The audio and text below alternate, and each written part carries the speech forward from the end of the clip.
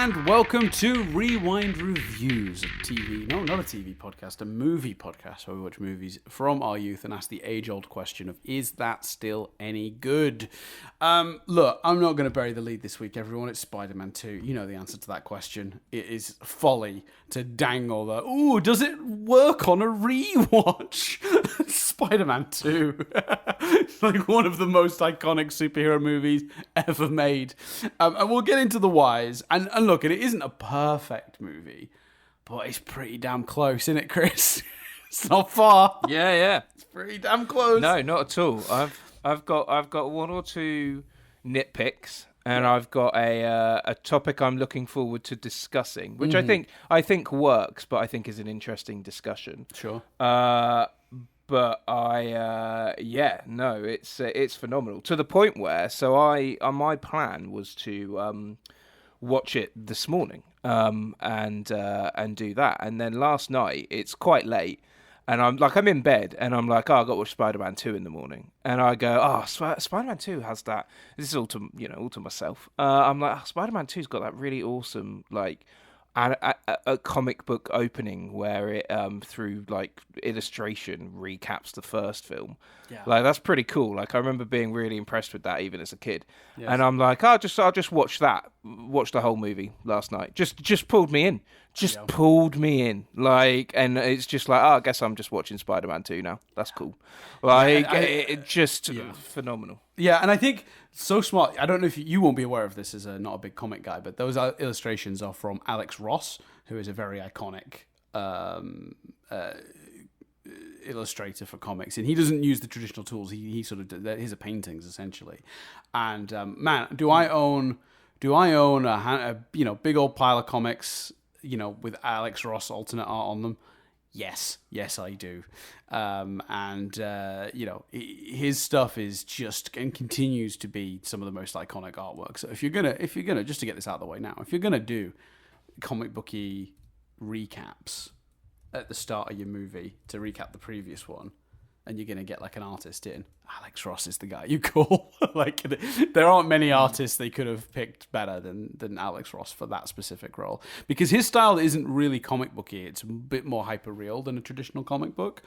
If you go to like Bagley or something, or a John Romita Jr., like you're gonna get really great illustrations, but they're gonna look like the pages of comic books. Whereas Alex Ross's stuff always sort of elevated out of comics into a sort of like more sort of realistic tone, and they're just brilliant. So yeah, well, I'll get that because I don't want to come back to that. It's in my notes somewhere to talk about that. So since you've brought it up, Chris, I'll just do that here and give Alex Ross is a tip my hat, yeah, man, in his direction.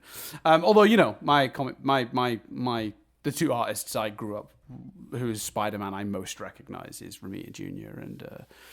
and Bagley from his Ultimate Spider-Man run. But Alex Ross, like I said, used to do a lot of like alternate covers. So I would end up buying certain comics twice just to get the Alex Ross alternate variant cover. There was one I'll always remember he did. It was a close-up of Green Goblin's face. I can't remember what story it was for. But it was there was the normal cover, which was like Spidey fighting Green Goblin over the city, and it was like traditional comic book art, and it looked great. But like the alternate art one, which is a bit more expensive, and I really wanted both, so I bought both just so I could have the Alex Ross alternate cover. Did his stuff make it into, because as listeners of the other podcast will know, Dan spent time in Australia, time in South Korea, and I know you had to, some comic book stuff got given away, some got kept. Yeah. Is his stuff in like the kept pile? Yes. Or yeah. Is that sitting in a storage box or a relative's 100%. house somewhere? Yeah, there's a few I did sell because they were worth a crazy amount of money and it helped me sort of with the move. But of course, there's some key ones I've kept. I found it. It's the New Ways. If anyone wants to see the piece of art I'm talking about, it's New Ways to Die Part 1, The Amazing Spider-Man. It's like Amazing Spider-Man 568 variant, and it's the Alex Ross Green Goblin cover. It's just glorious. It's just so good to look at. It's just like it's menacing and realistic and scary, and I love it. I love his art. He's very good. There's a really famous image of the Justice League that he did as well. If you just type Alex Ross into Google, it's like the first image that comes up. It's like very iconic. And I'm not as big of a DC guy when it comes to comics, so I don't own any of that stuff, but it's also really good. But yeah. Did you have a particular? I assume you went to the cinema to see this. Did you just because obviously we've done our history with the wider franchise, but the specific films. Did you go to the cinema? Any particular memories? Yeah, for sure. I mean, this is definitely a opening week cinema. I think this came out in an era when I could go on my own, I believe. Let me just check that. What's the year release of this one? Spider-Man 2002? 2004. Yeah. Okay, I was definitely on my own. So yeah, this is like opening weekend. Like I knew it was coming. Saved money, went with my friends, and then the tradition was we went to McDonald's and then the cinema. And that's what we always did. There's a McDonald's right near the cinema in Manchester, and we always did that exact trip. Same McDonald's cinema. Did you taking the McDonald's in or no? We ate the McDonald's first, and then went into the cinema for sure. Although one of the times we got kicked out of the McDonald's. Why? And it was absolutely my fault. Okay, so I just want to say I didn't actually do the thing, but I did squeeze a bunch of straws together into a giant super straw, and then pretend. Like in a cartoon to sort of like feed that straw into an adjacent table as if I was going to stick it in one of their drinks and drink it. I was obviously not going to do that, but it was funny to me. And the McDonald's staff were not impressed. Weirdly, the people at the other table that I did that to did not give a shit, but it was enough for the McDonald's staff to be like, we're done with you lot. Bye. We got kicked out. Classy. Real classic. McDonald's, you could do that. You could do that back in the day. This was a time like I wouldn't like McDonald's now feels like somewhere at certain times of nights where it's just bubbling on the edge of kicking off. Do you know what I mean? Like back in the day. So I used to work back in the day. McDonald's. Go on. Yeah. No, I was just saying back in the day. But you could build a super straw back in the day and threaten someone else's table with it. Not now. No, you'd probably get your head kicked in if you did it now. I mean, I used to work near a McDonald's, and I had quite late hours, so I would sometimes finish at like 1, 2, 3 a.m. And that McDonald's is obviously full of all the people who have because a lot of the food places in London are smart enough to close before the clubs come out, because that's just trouble you don't need for under any circumstances. But the McDonald's obviously holds strong, and they've got crazy amounts of security guards. Like, you would be mistaken if you were a foreigner and you'd never seen the iconography of McDonald's, which obviously doesn't exist because everyone knows McDonald's. But like, if that existed, you'd be forgiven for thinking McDonald's must be some sort of club because of the bouncers and the queues outside. That's how a London late night McDonald's looks. At 2, 3 a.m. And it is just, whenever I walk past it coming out of work, it was always, you could tell, it was always on the verge of becoming a disaster. Yeah. But anyway, to get back to the film, Saw It with Friends, absolutely adored it. It was one. The funny thing is, I think me and my friends were less likely to talk about a film we all just fucking loved. You know what I mean? Like, I don't have any real memories of like what we thought of it or what we talked about. I think we just fucking loved it and all went out going, that was amazing. And then we pretty much just moved on. Like, I don't think it was so good. It was just, there was nothing to say. Do you know what I mean? Like, because it was an amazing movie. So I don't know. How did you see it in cinemas? You're a little younger than me. Did you go with parents? Like, what happened? I saw this movie in horrendous circumstances. No, I saw the first one in the cinema.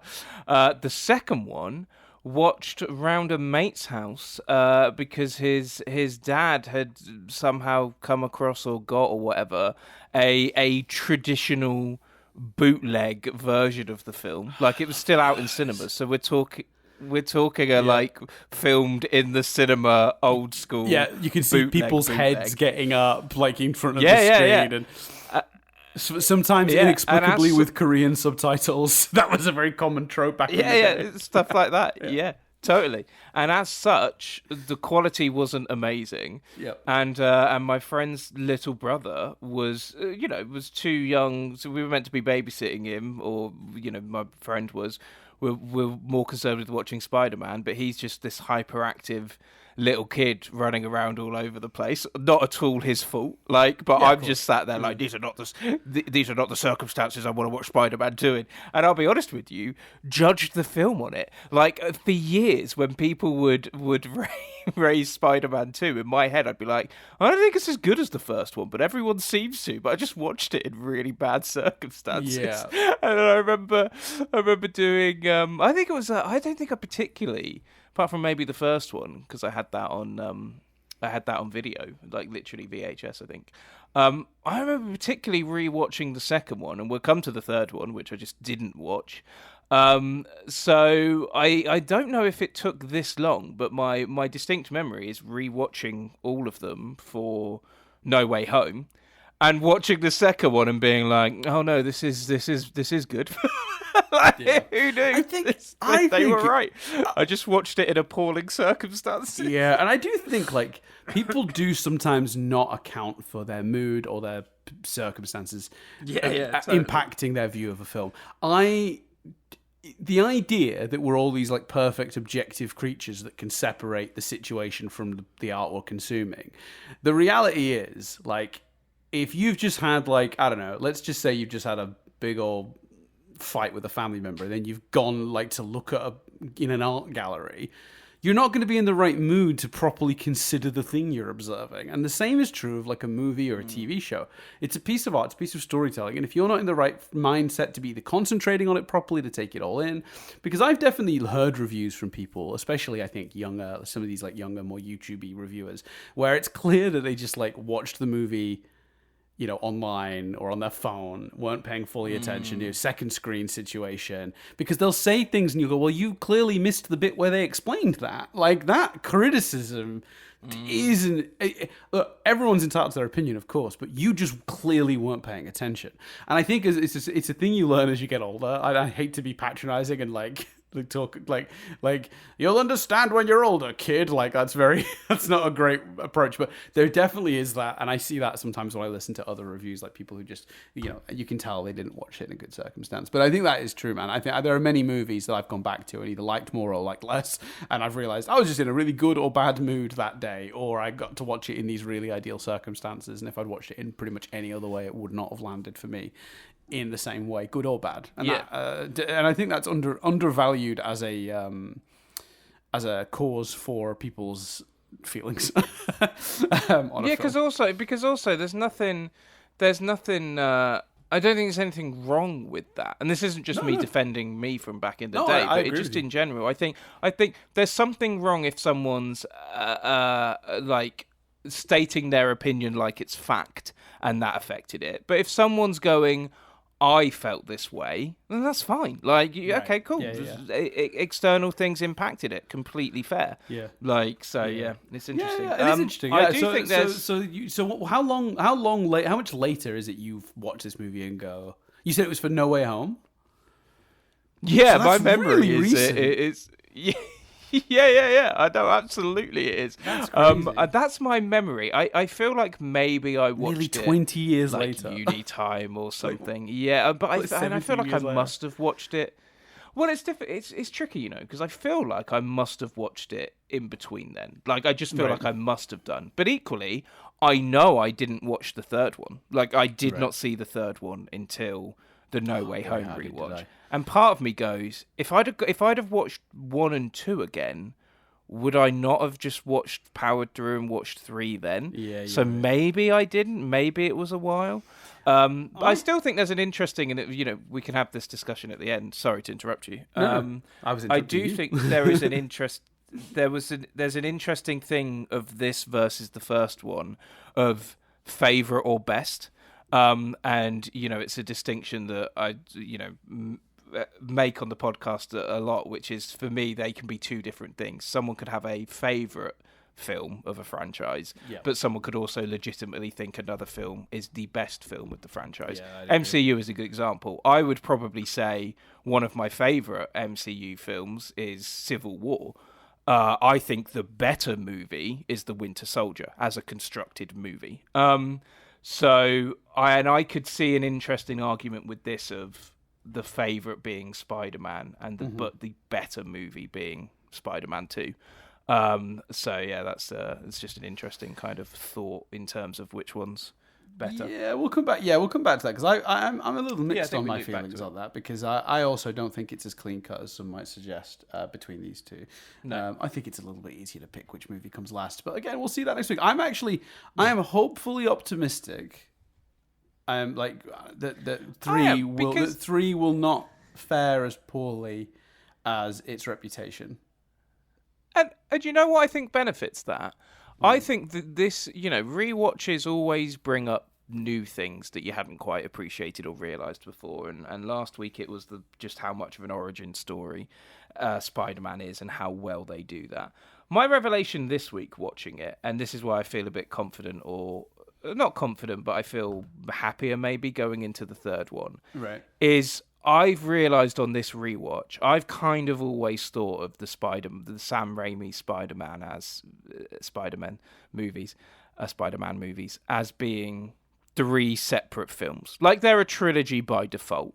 And on this rewatch of the movies, I'm like, oh no, these are a full-blown trilogy with through threads and like thematically and stories going from one film to the other. Yep. Like, James Franco has an arc across the movies. Yeah. So does I think so does MJ. Mad. Like I actually think this movie, and we'll talk about it, but I think this movie pays off her arc from the first one. Like I felt her arc in the first one was good, but a little unfinished. And here we land it. And I'm like, wait, we landed the plane? It took off in the last movie. Yeah. Like, it was very satisfying for me. But we'll come back to that. It's mad. Yeah. I was going to say... No, I'm just saying it's mad how much of a trilogy it is. And that's really become apparent on this I 100% And so agree. by default... The reason that links to Spider-Man 3 is I'm like, well, it's the wrap up of the trilogy. Like it's, I'm going into Spider-Man 3 with some positives that it's going to explore because they're positives about the trilogy. And I think this movie benefits from that as well. This movie absolutely benefits from not having to reset up who everyone is. Yeah.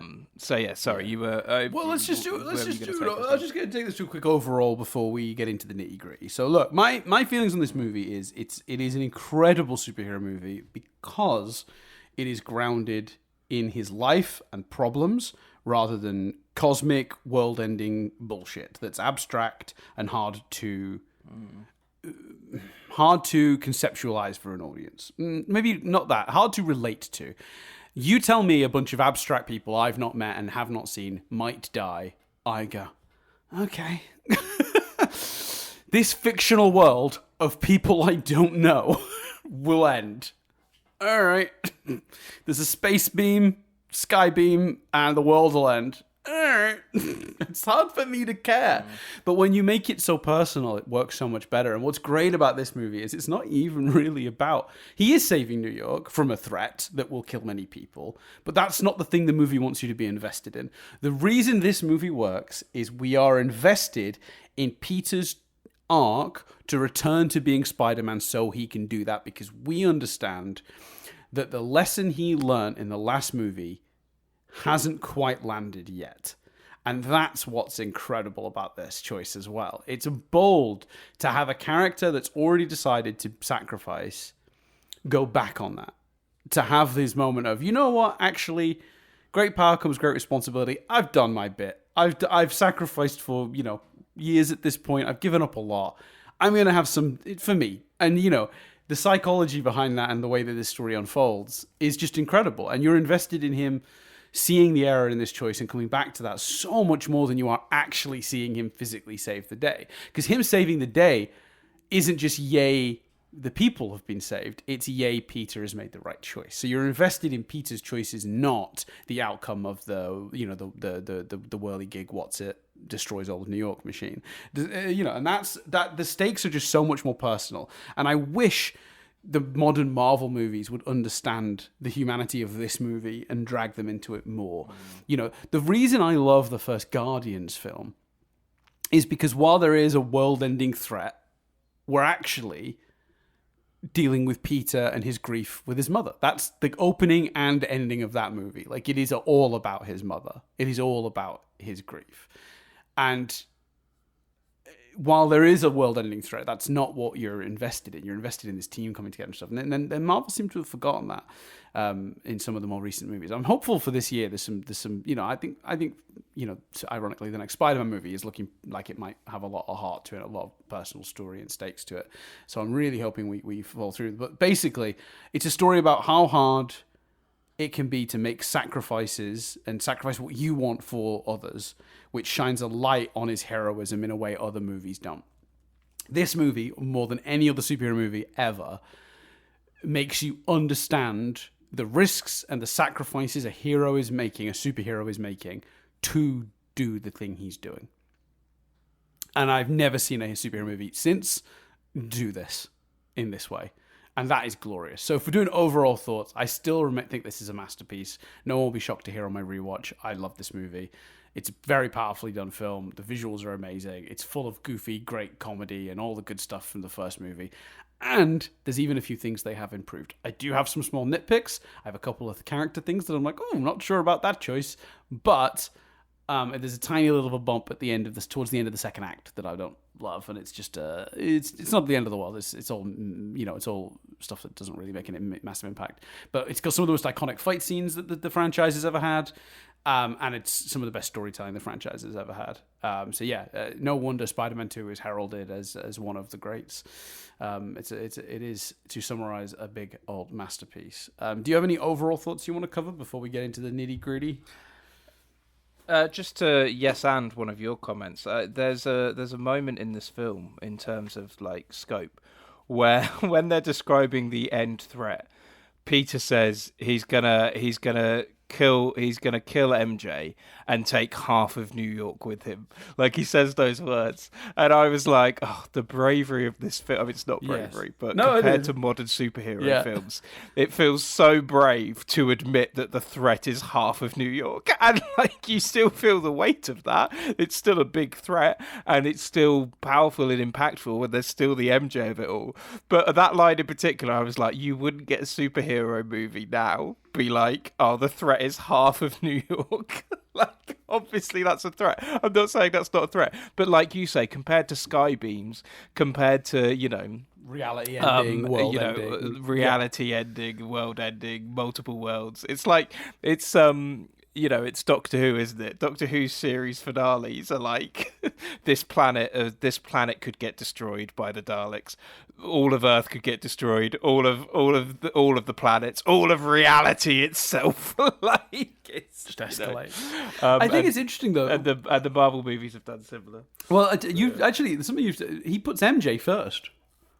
He doesn't lead with half of New York. I think that's the other telling part about that. Like, that's both a great thing for his character, but also for this movie, because again, what's front and center are the more personal stakes that are not easier, but like just more likely to make me feel something.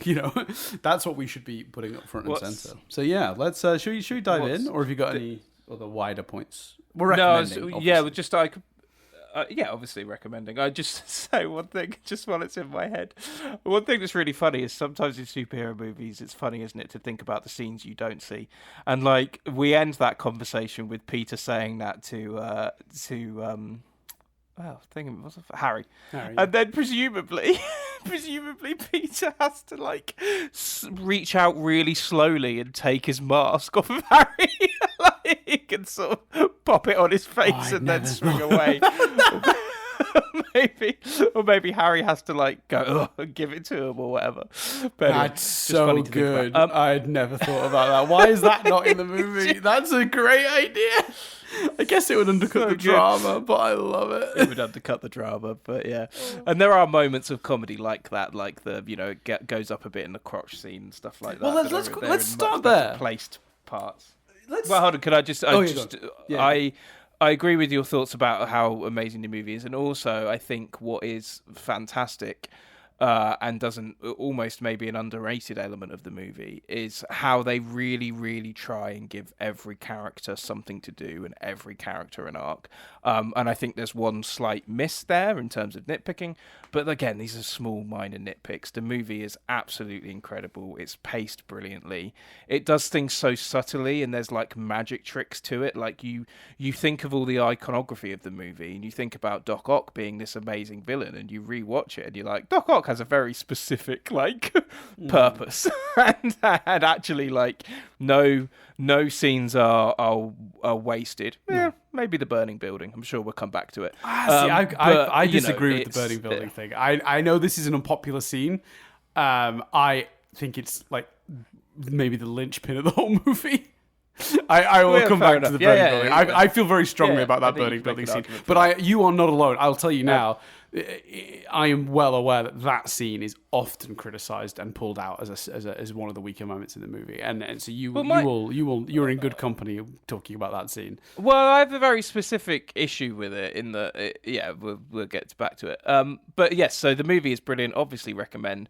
You want to talk about the comedy or the occasional wit? Yeah, let's start with the comedy because I had a lot of thoughts on comedy in the last movie because I think a lot of Spider-Man's quips were terrible. They were badly written and then badly delivered. I'll tell you how they fixed that in this movie, Chris. They didn't do it. If memory serves, Dan, you made that very clear. Yeah, I made that as clear as possible. Yeah, the solution to this to this movie was just to not do it. He's got one in the whole movie, and it's pretty quick and during a big loud fight scene, and it's not like the movie lingers on it because that was the other problem I think with the ones from the previous movie. He says them before he gets into the action. You know what I mean? It's like, that's a nice outfit. Did your husband make it for you? Keep it quiet. Me and your mom got to talk about it. Whatever those dumb lines were. It was always before the fighting started.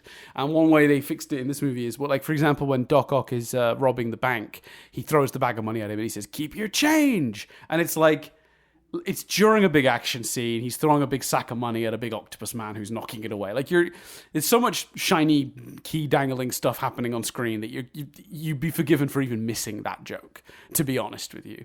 So instead, it sort of blends in better, but also that's basically the only one I can think of in terms of quips. So I will say the solution was not to send Tobey Maguire to Spider-Man Quip School, but instead to just not do them in the movie, accepting the limitations of the actor you've chosen for this role.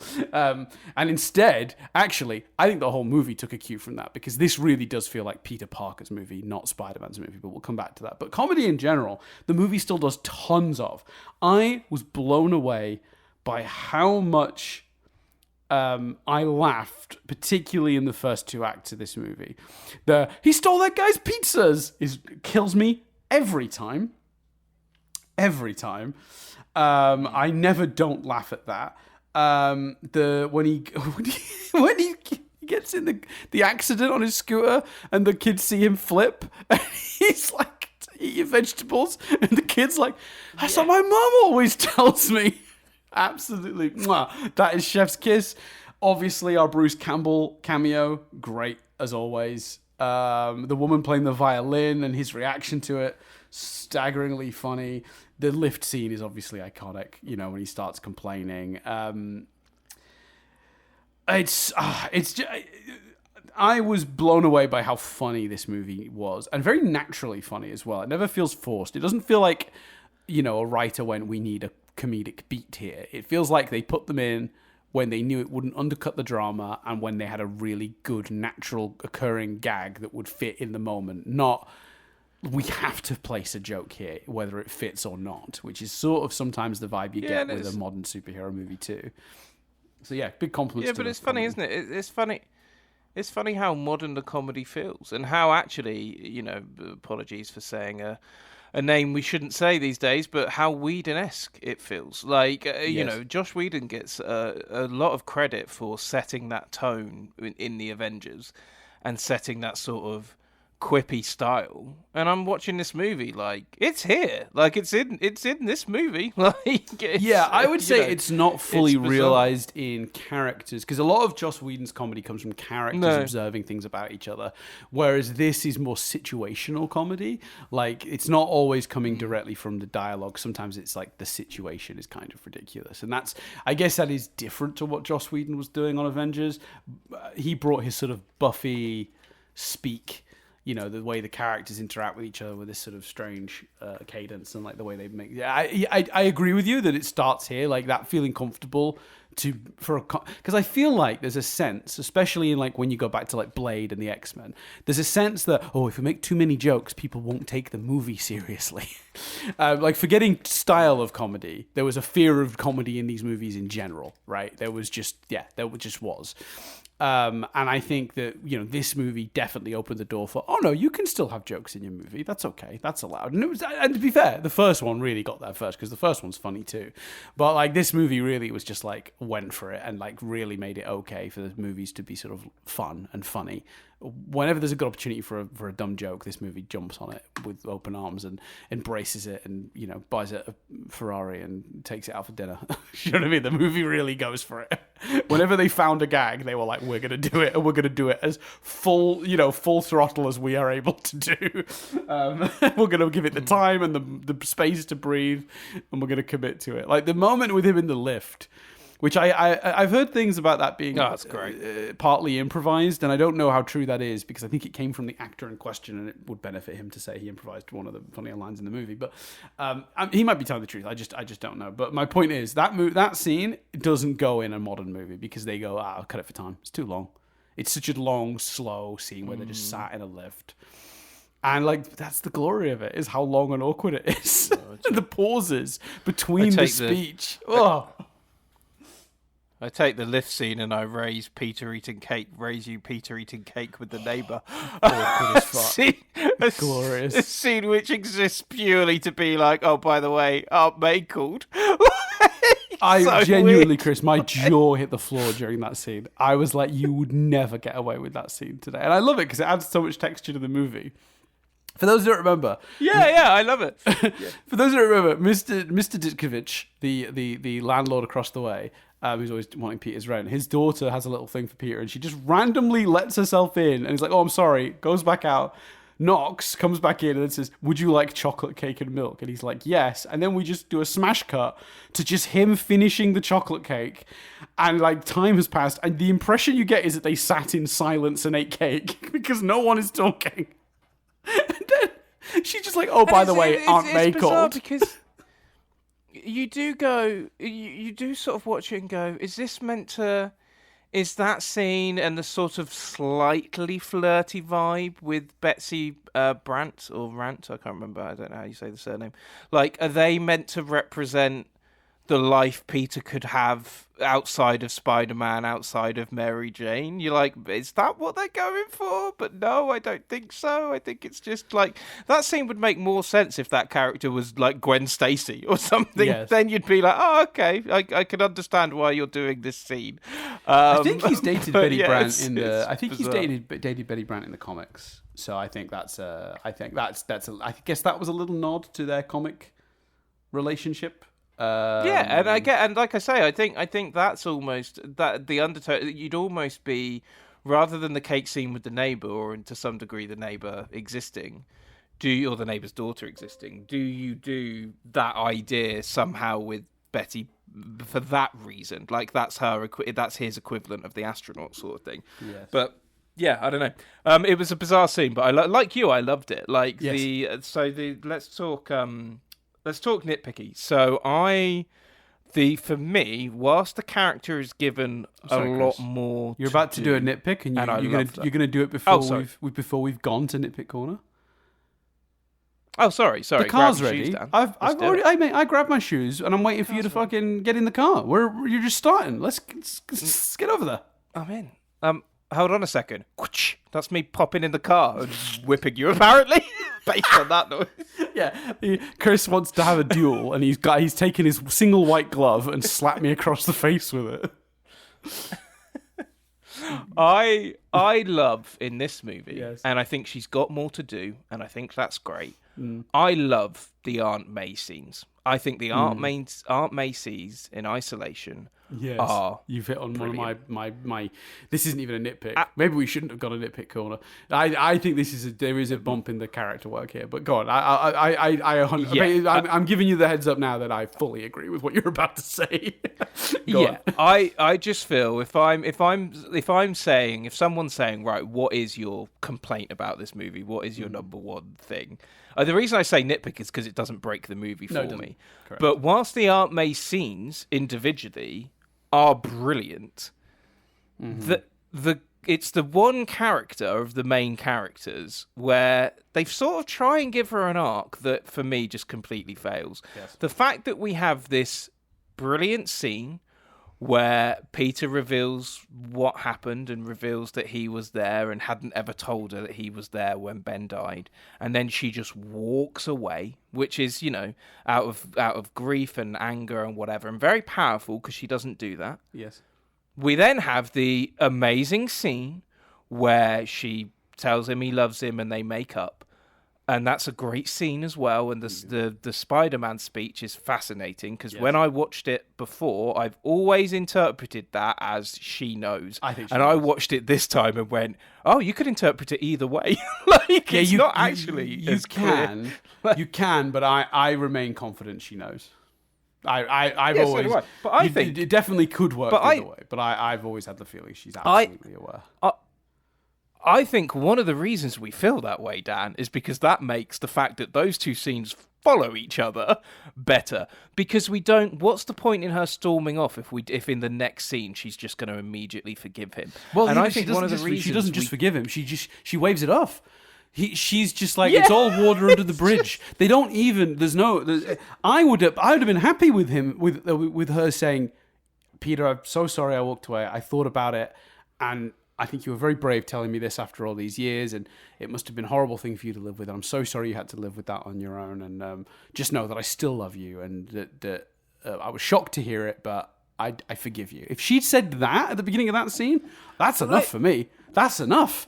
But they don't do that. I really think you tie it, and like I say, I think this is one of the reasons why we're like, oh, she knows, because I think you have to tie it to that, because the other Aunt May of it all that we just never go back to is, as far as she's concerned, Peter abandons her in the bank robbery, and she literally says, why are you running away? And Joe McHale, in one of the fucking, I mean, again, this watch, one thing I realise is the amount of fucking, like, the amount of times you have to either pause it or stop it or go fucking hell, it's Joe McHale. Or, wait, why does that woman look familiar? Who is that? Is she?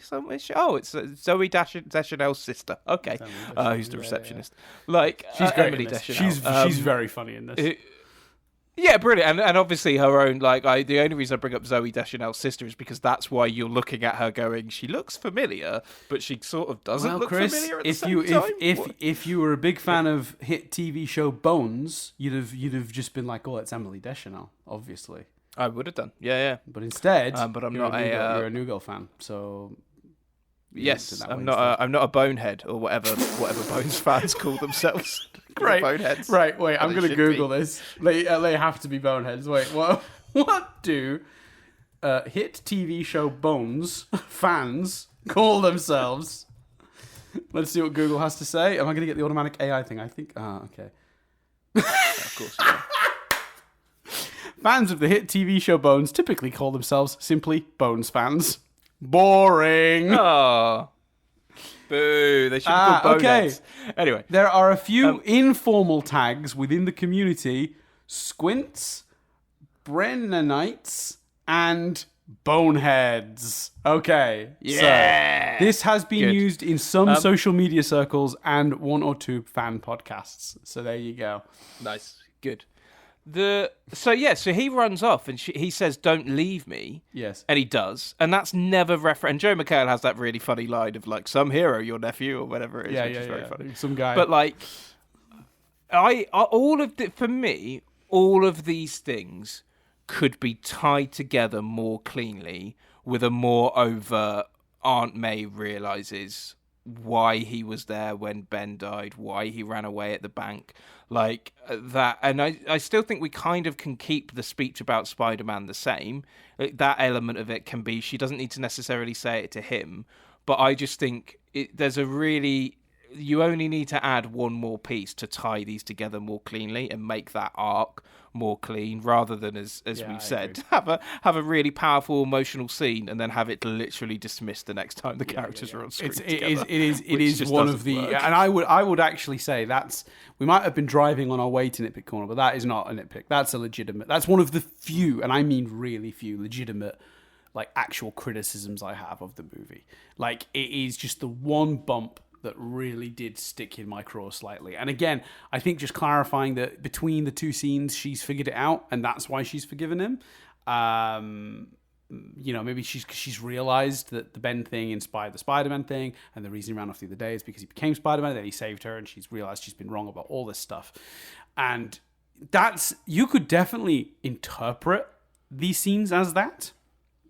Subtextually, I think there's a huge hint in her speech that is exactly what has occurred, and that is why she's behaved the way she has behaved.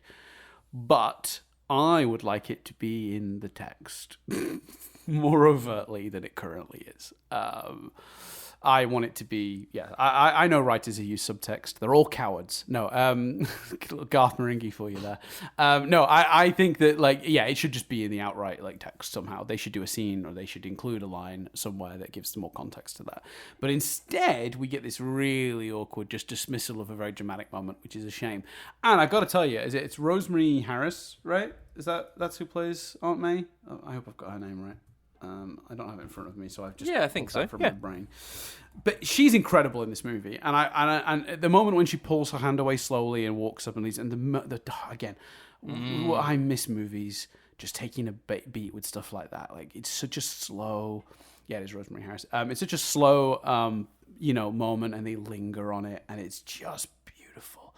It's so well done the way she slowly pulls back and looks horrified and then just gets up and leaves it. But also the scene when he sees that she's struggling financially, he sees bills, and then she tries to give him $20, and he's tries to give it her back, and she snaps at him. Oh my god! So good. My god, she's an absolute MVP in this movie. So it's a little bit. I think that even makes it slightly more of a shame that they didn't quite nail it with her character arc across the movie. But scene to scene, yeah, because she could have done it. Yeah, she easily could have done it, and because she's just MVP inside and out all day, every day of this movie. And the different things she's doing too, from sort of this sort of sad widow that's financially ruined, to this sort of doddering old lady going into the bank and hitting Dr. Octopus on the head with an umbrella. She's just I love her so much in this movie. It's such a range she gives, and she's amazing. I think she's and I loved her in the first movie, and I don't know if it's just that this movie gives her more to do, but I adore her in this movie way more than in the first one. And that's what I was getting at. The problem is, I think she is given more to do, and I think her scenes that are better. I think she's as good. She was brilliant in the first one. She's brilliant but her scenes are better in this movie. But they are best in isolation because when you put them together, it doesn't quite form a complete arc. So we're into this quite far. Whereas, like you say, sorry, no, please wrap up. Whereas, I was just going to say. Whereas, like you say, the Mary Jane of it all, the Harry Osborn of it all is done brilliantly. Yeah, well, let's talk about some of the bigger Peter stuff. Parker. Yeah, let's talk about the bigger stuff, because I've realised we're 45 minutes into this and we've not really talked about a lot of the major stuff that happens to me. We've very much talked about our history, the comedy, and Aunt May. But we're saving quite a lot of time this week by me not singing Hero every 5 minutes. No, that's fair. Why though? You know why though, Chris? Because instead, in this movie. Vindicated, I am selfish, I am wrong, I am right, I swear I'm right, I swear I knew it all along, and I am flawed.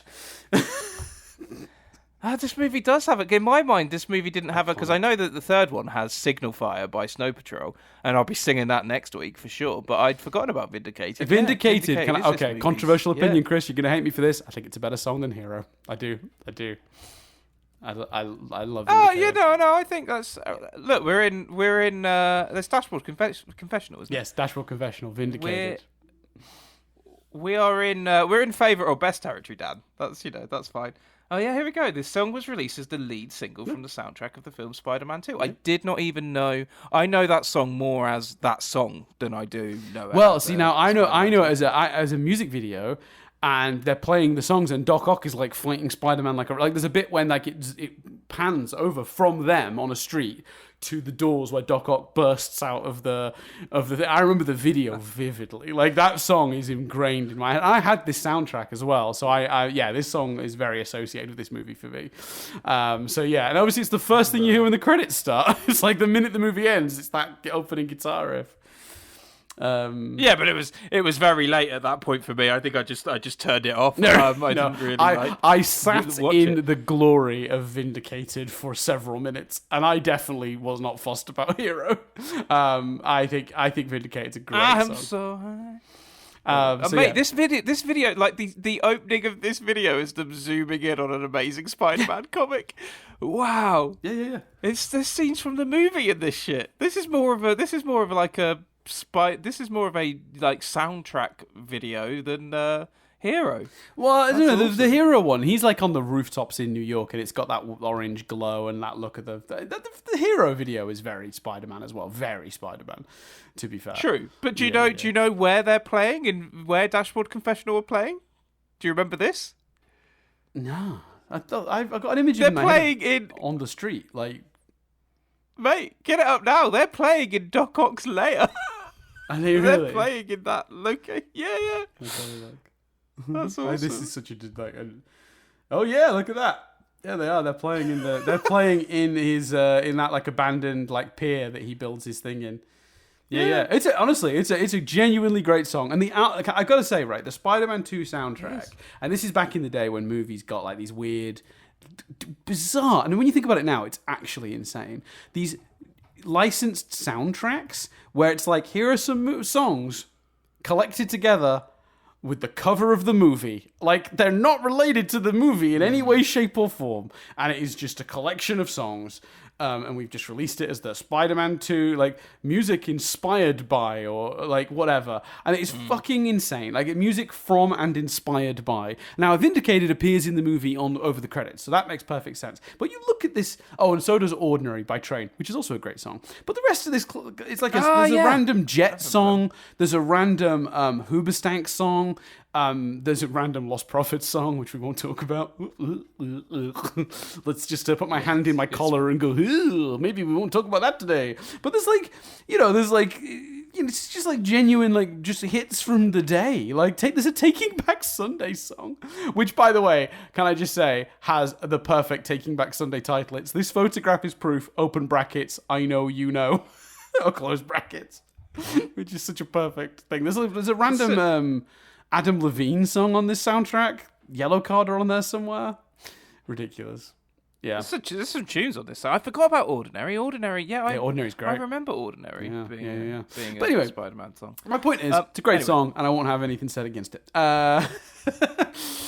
I don't think anyone is saying anything against it. No. I think Dashboard Confessional have done a wonderful job of separating that song from the Spider-Man 2 soundtrack and making it just their song. Yeah. Even though the video is very Spider-Man. To be fair, the Hero video is very Spider-Man too. But yeah, there's tons of footage from the movie in that Dashboard Confessional video for sure. Anyway, let's get to the meat and potatoes of this movie. Let's talk about Spider-Man. So let's talk about this arc. Because, Chris, I gotta tell you, if you'd have told me before I watched the movie, and I remembered the movie quite well, but if you'd have told me that this movie deliberately has Peter go back on great power, great responsibility and sort of relearn that lesson, I'd be like, oh, that's typical, awful sequel nonsense. To have a character sort of step back on a previous arc and relearn that lesson again. But what I love about the way this movie does it, and I'll really never understand exactly how they got away with this, but I think what's really clever about this movie is they pile on so much on Peter that you're almost with him. His life is just disastrous. And because the movie goes to such lengths to show you how much being Spider-Man is just fucking ruining his life, top to bottom, you go, yeah, I get it. And it all culminates in the scene with the where MJ is proposed to by the werewolf man. What's his name? Jameson's son, the Wolfman guy. Oh, in the comics. But who does nothing wrong the whole movie, bless him. Yeah. You really feel for that guy.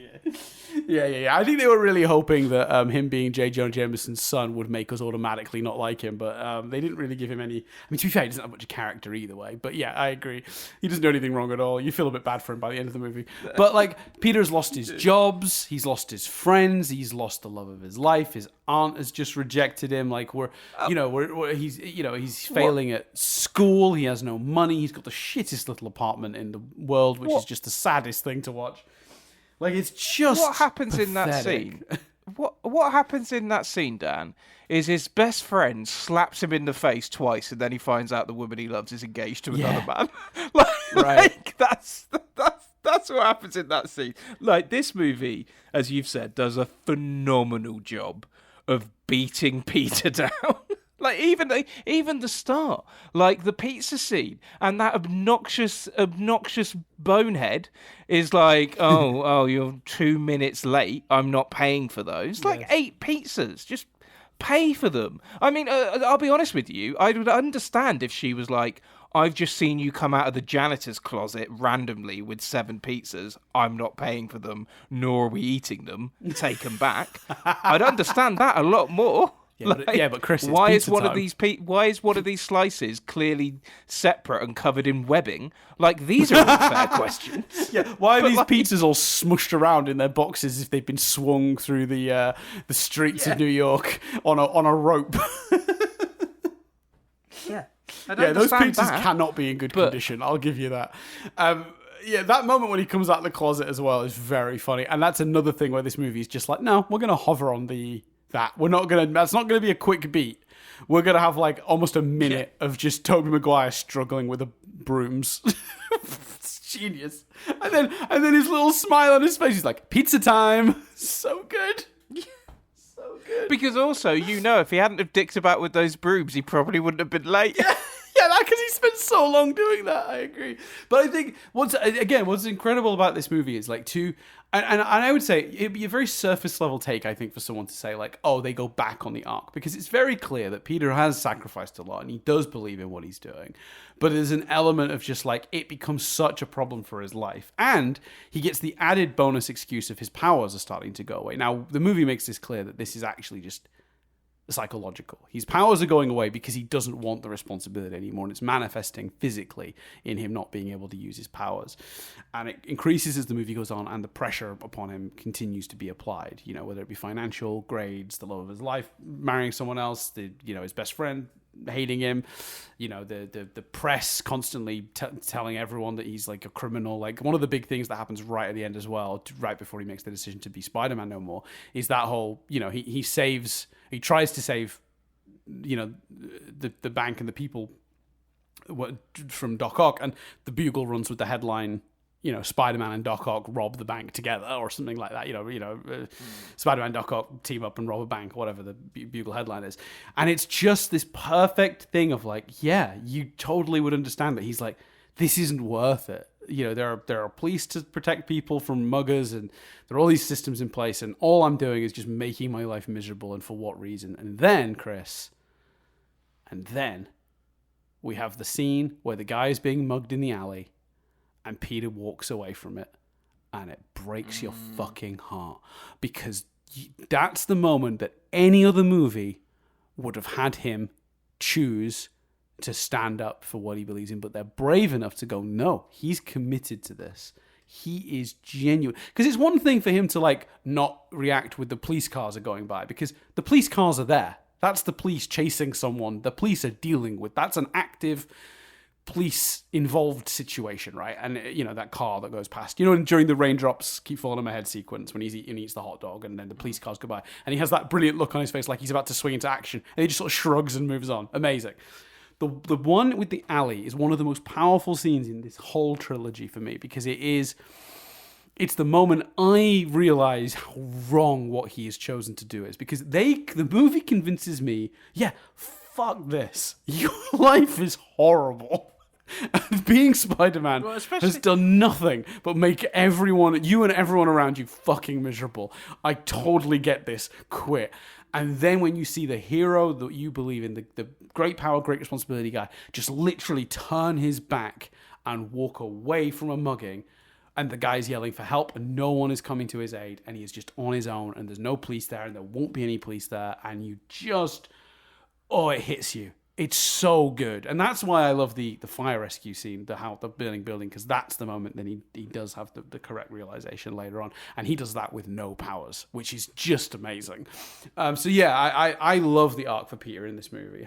Beating him down to that point and having him make those choices again, it's just glorious. It's so well done. It's genuinely a brilliant adaptation of a comic book storyline that I actually think is thinner than what this movie does. Because I've read those comics, the Spider-Man No More, and it's good.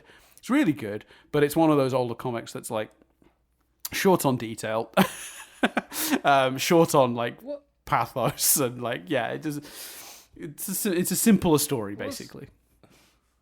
What's amazing as well is the echo of like like the reason that scene is so heartbreaking is because he's making the same mistake. Like almost later on when he's like talking about Uncle Ben, you almost wanted to go, actually, I did something similar the other day with this guy that was getting mugged, where I just left him. But he's human. These Peter Parker as a character, like there's that amazing Stan Lee quote about how Batman wears a mask to create fear in other people, whereas Spider-Man wears a mask to hide his fear, or something akin to that. I'm probably butchered it or paraphrasing, whatever. Peter Parker as a character has so much nuance and humanity. And I think one of the reasons everyone feels that way and feels that Peter Parker is a complex character is because actually it's something that all the movies, especially these and especially the Tom Holland movies, have done really, really well. And this is a great example of it. Like, there's I'm sure there is the complexity in the other characters, like, you know, Iron Man, for example, in the comic books, you know, with the alcoholism and stuff like that, an area that isn't really explored in the films for, you know, for good reason, obviously, in terms of where those films are pitched. But I do wish they'd have done that, though. I wish they'd been brave and done it, because this movie's brave and does this storyline, and it's quite dark. It's the hero turning his back on a mugging, and like, I know alcoholism is maybe a more adult theme, but I do kind of wish they'd had the confidence this movie had, because Demon in a Bottle, that plot line, you know, the Iron Man plot line that dealt with the alcoholism, is so iconic and so good. And where is it? It's just, they never do it. And now he's like character. Spoiler alert for anyone who hasn't seen Endgame, for the 2 people left on Earth who haven't seen Endgame, but he dead. Do you know what I mean? Like, we ain't going back to that. There ain't no Iron Man 4. Do you know what I mean? So I'm really sad we kind of lost that. But yeah, go on. Sorry, I didn't mean to interrupt, but... Yeah. Well, if any movie's gonna chuck every fucking character at the wall, including revitalizing Iron Man, it's probably Endgame. But not Endgame, Doomsday. Yeah, but even if they bring him back in Doomsday, it's gonna be for Doomsday. He's not. There isn't either way. There's no Iron Man 4. I don't see that character coming back to have a human grounded story where he's handling alcoholism. Like, that ship's fucking sailed. Like, he's gone. No, and it's a shame really, because that's how you. I think that is how you reboot the character. You do a gritty Disney Plus series called Iron Man Demon in a Bottle, and it's it's a variant or whatever. I just think one of the reasons the complexities of Peter Parker are clear is because the movies have done it so well. Yes. Like, that's why it's a known thing in pop culture, and this movie's an excellent example of it. And not only that, but if you write it down on paper, if you go right, starts the movie as Spider-Man, decides to give up Spider-Man, then has incidents and decides to become Spider-Man again, you'd potentially, if you saw it tracked on paper, you'd roll your eyes and be like, oh, okay, we flip-flop a bit, do we? Is that what we're doing already in the second movie? He's giving up the suit. Like, you would but the execution of the idea is so brilliant, and that's how they do it. It's brilliantly executed. Yeah, and again, the real secret sauce, and I'll never know the exact reason this works and why I don't mind when on paper this sounds horrible, but I think the closest I can come to is that the secret sauce is in piling it on so much, you're almost with him. Like, they make him so miserable. Yeah. You're just like, oh, he's a nice kid. He doesn't deserve this. Yeah, stop being Spider-Man. This is ridiculous. Like, stop. Just stop. And then that raindrops keep falling on my head sequence is like this amazing catharsis, because it's like he's showing up on time for his lectures. He's answering questions. You know, he's doing better at the work. He shows up to MJ's play, like he's happily eating his little hot dog. Like, I don't know, just like the little montage they do of his life improving by dropping this is amazing. And then the way they tie that into MJ's arc is fucking glorious. Because MJ always sees the change in Peter. I mean, that they echo the lines from the first movie when she says, "You've changed." You know, she says that in the first movie, and they do that again here, where she says, "You are different." That's it. You are different. They echo that line in this one as well. So while we're on that subject, should we talk a little bit about MJ? Because I've been dying to talk about MJ's arc in this movie. I fucking love it. Yeah, can I start with a little rant on that? Love a little rant. Let's do it. Because I saw a like while I was getting ready this morning. I just because it was like I'd watched the trailer maybe or something. YouTube auto played review of this movie, and I wasn't near my phone, so I let it happen, because usually Dan and I kind of make an effort of not listening to reviews before we've done ours. But I'm like, it's a great movie. I can't see this impacting. Do you know what I mean? My thoughts on the movie were set. It didn't matter. And actually, it led to, I think, the same review mentioned the quote by Stan Lee about it. So it added, if anything. But there's one thing the reviewer said that really wound me up, where they said their criticism of the movie was that they thought Mary Jane was too harsh on Peter for not coming to her play, and they felt that was forced in to drive the plot forward, but that she was too mean to him. And I just so disagree with that, because for me, it is very clear that it's not just about him not coming to the play.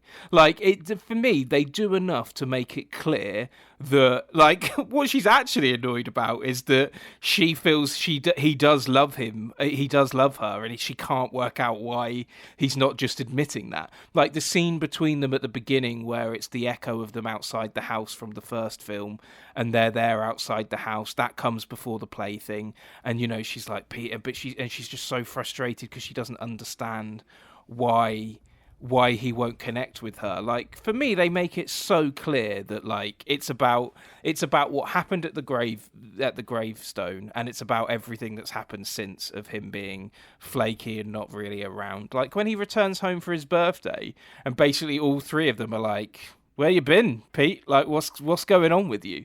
Like, it's about all of that. It's not about the literal. It's about her. It's about him letting her down and her not knowing why. It's not about the literal thing of she didn't turn up to the play. He didn't turn up to the play. So yeah, that's a specific round. But whilst that's quite a negative way to kind of go into that by being like, "Oh, I disagree with this person," actually, what I'm saying is, I think they get the starting point for where their relationship is done so beautifully, which helps where it then goes, obviously.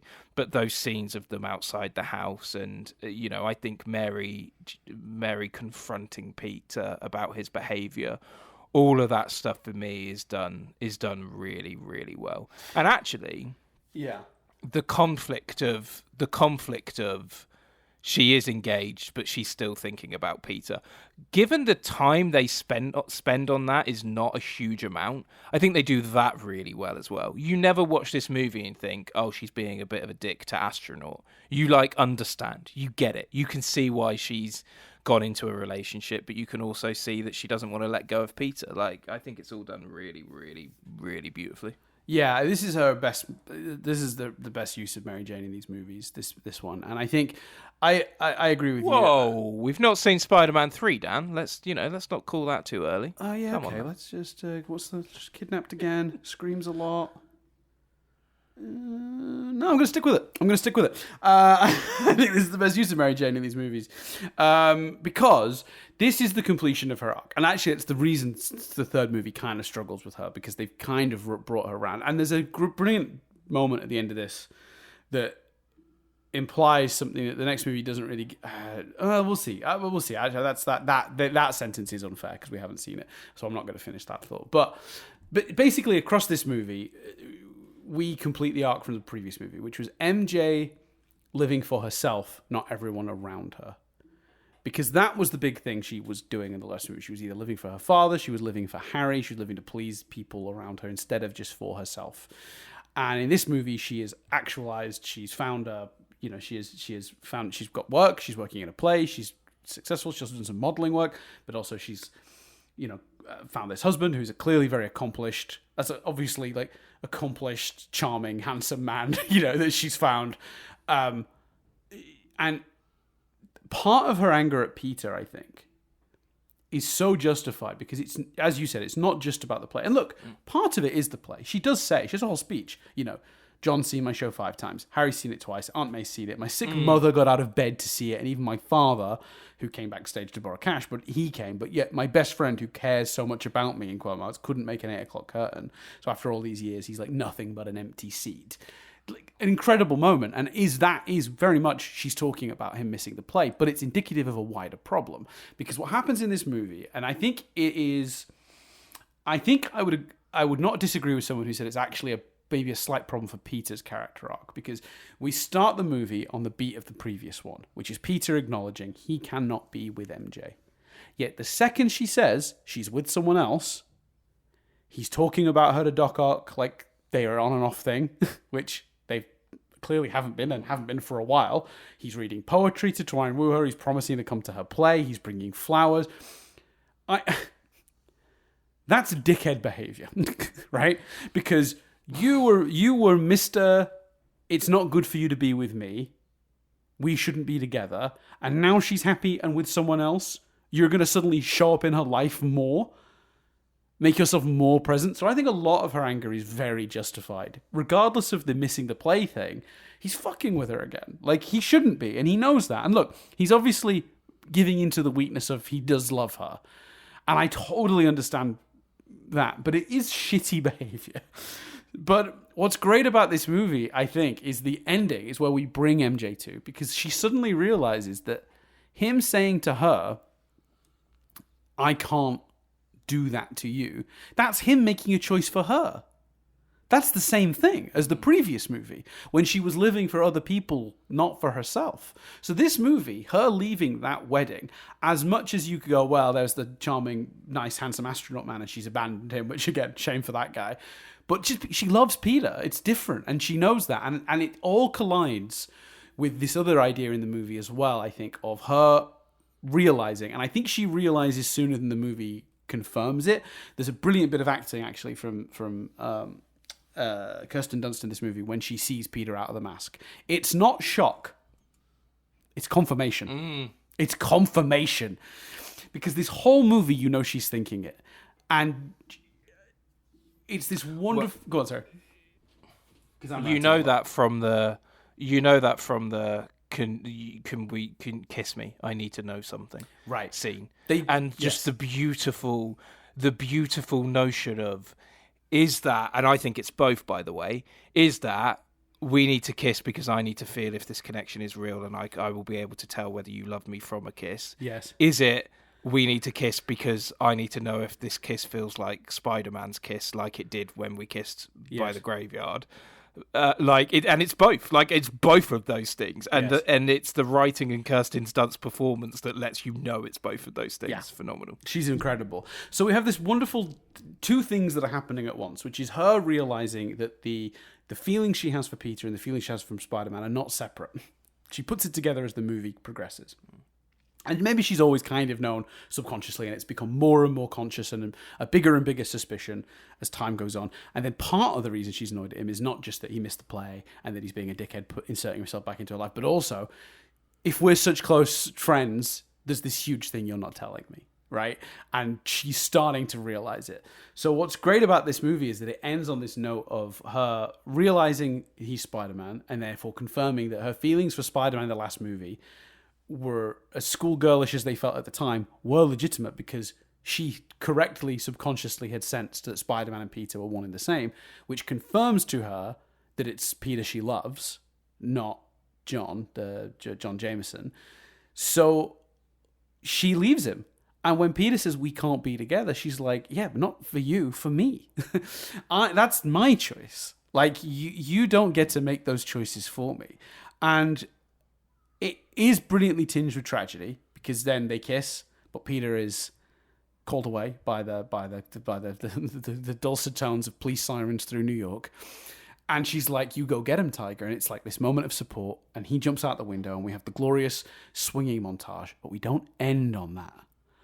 We pan in on MJ, and her face falls slightly. And it's this dark moment with a little bit of an ominous music beat. And I was just like, mwah, chef's kiss. Perfect. End the movie. Like, it was so good. And it's one of the reasons as well that I am more excited than I think I would have been to watch Spider-Man 3, because this is going to be a strange detour here, but spoilers for Gavin and Stacey. Gavin and Stacey series 2. That is an unexpected detour. Go on. I don't think you're going to be wrong, but I'm confirming to you that did feel like there was whiplash there. Gavin and Stacey series 1 is about a couple meeting, falling in love and getting married. And in series 2, that couple has marital differences. And I heard the creators in an interview once kind of be asked about that, because on the surface, this show, which is all about a couple falling in love and being happy, immediately having problems in the second series, some people may have found jarring. And the creators were like, but that is what would happen, because they met and they fell in love and they got married really quickly. Like, that is the realistic next step of the story, is what happens, when the couple that moved too quickly to get into difficulties gets into difficulties. And I think there's a world where, because I have enough memory of Spider-Man 3 to know that, there are difficulties between them. And I think if you'd have asked me before rewatching this trilogy how I'd have felt about that, I'd have gone, oh, I assume that it's going to feel a bit rubbish, because, the second movie gets them together and then immediately there's difficulties. Yeah. But that zoom in pan on her face, yes, and that notion that this can't be go get 'em, Tiger. Like, you've already had problems because he's Spider-Man. Like, you just didn't know that was the cause of the problems. There's no way that's not going to cause more difficulties. And the cleverness, as you say, to end on that shot and for that to be the beat is brilliant. And like the Gavin and Stacey example, is also realistic. Like, of course it's not going to be smooth sailing. Yeah. Of course that's the plot you do, because that's the right plot to do. And it is insane to say, like, that 1 5-second shot means that what they do in the next movie is more earned, but it is 100% true. It doesn't feel correct to say a 5-second shot in this movie could, give them the keys to do something arguably contrary to this ending in the next movie, but it isn't. That's the thing. That 5-second shot really does tinge this ending with a. She has a moment of, oh God, what have I done? It's almost the ending of Zack Stone Is Going to Be Famous. I don't know if anyone remembers that old classic, that classic MTV show. If anyone's never seen that, it's Bo Burnham's MTV TV show about a teenager who's decided he's a pre-celebrity. It's him in his days before he's famous, and he's definitely going to be famous. And he spends all of his college savings to instead hire a film crew to document his rise to fame. And every episode is him just trying a different mad method of becoming famous. And that has a love story that ends with this brilliant shadow of doubt in the face of the love interest, and it's glorious and it's really well done, and it reminded me so much of that. And this came first, so I'm not trying to suggest this movie's borrowed from that, but it really hit me in that way. And both are obviously executed and work primarily because of wonderful actresses on the other end of the camera. Like, neither of those moments work without those two actresses, but they're both very powerful in this one particularly. So I absolutely loved what they did with MJ in this movie. It is by far the best use of her as a character. And We'll see. We'll see about the next one. We'll see about the next one. But in terms of this movie, she's just gloriously done. It's brilliantly acted. It's well written. All completely justified. Makes perfect sense. Fits in with Peter's arc perfectly. They weave in and out of each other as lives in such a great way. She is both a character on her own journey and a piece of the puzzle of how we make Peter miserable enough to quit and come back. Do you know what I mean? And there's a part of me that goes, oh, really? Kidnapped again? Kidnapped again? Well, the thing about the kidnap, right, is they don't it would have been better if they didn't try. No, so the actual kidnap is fine. That makes sense. We know that he's trying to get to Peter that's fine. It's the fact that Doc Ock has kept her, and I almost wish they didn't bother trying to justify it. The reason for me, the kidnap again is like a nitpick, is because you have that line where Doc Ock's like, "Of course I can't let you go. You'll just go straight to the police." And I'm like, you just fucking like did all the train shit, and like you're not exactly hiding. You got 8 arms and you robbed a bank. Like the police know who you are. If anything, it's drawing attention to the fact that the police haven't gone, we should probably check the site where that accident occurred and see whether he's back there, because he's clearly back in business. He's just robbed a bank. Well, no, he's in a different location, I believe. That pier, that broken down pier he's using, I could be wrong. Maybe I've misunderstood. But I think that's a different location, right, okay. As to, because I think his original experiment, so they don't know where he is.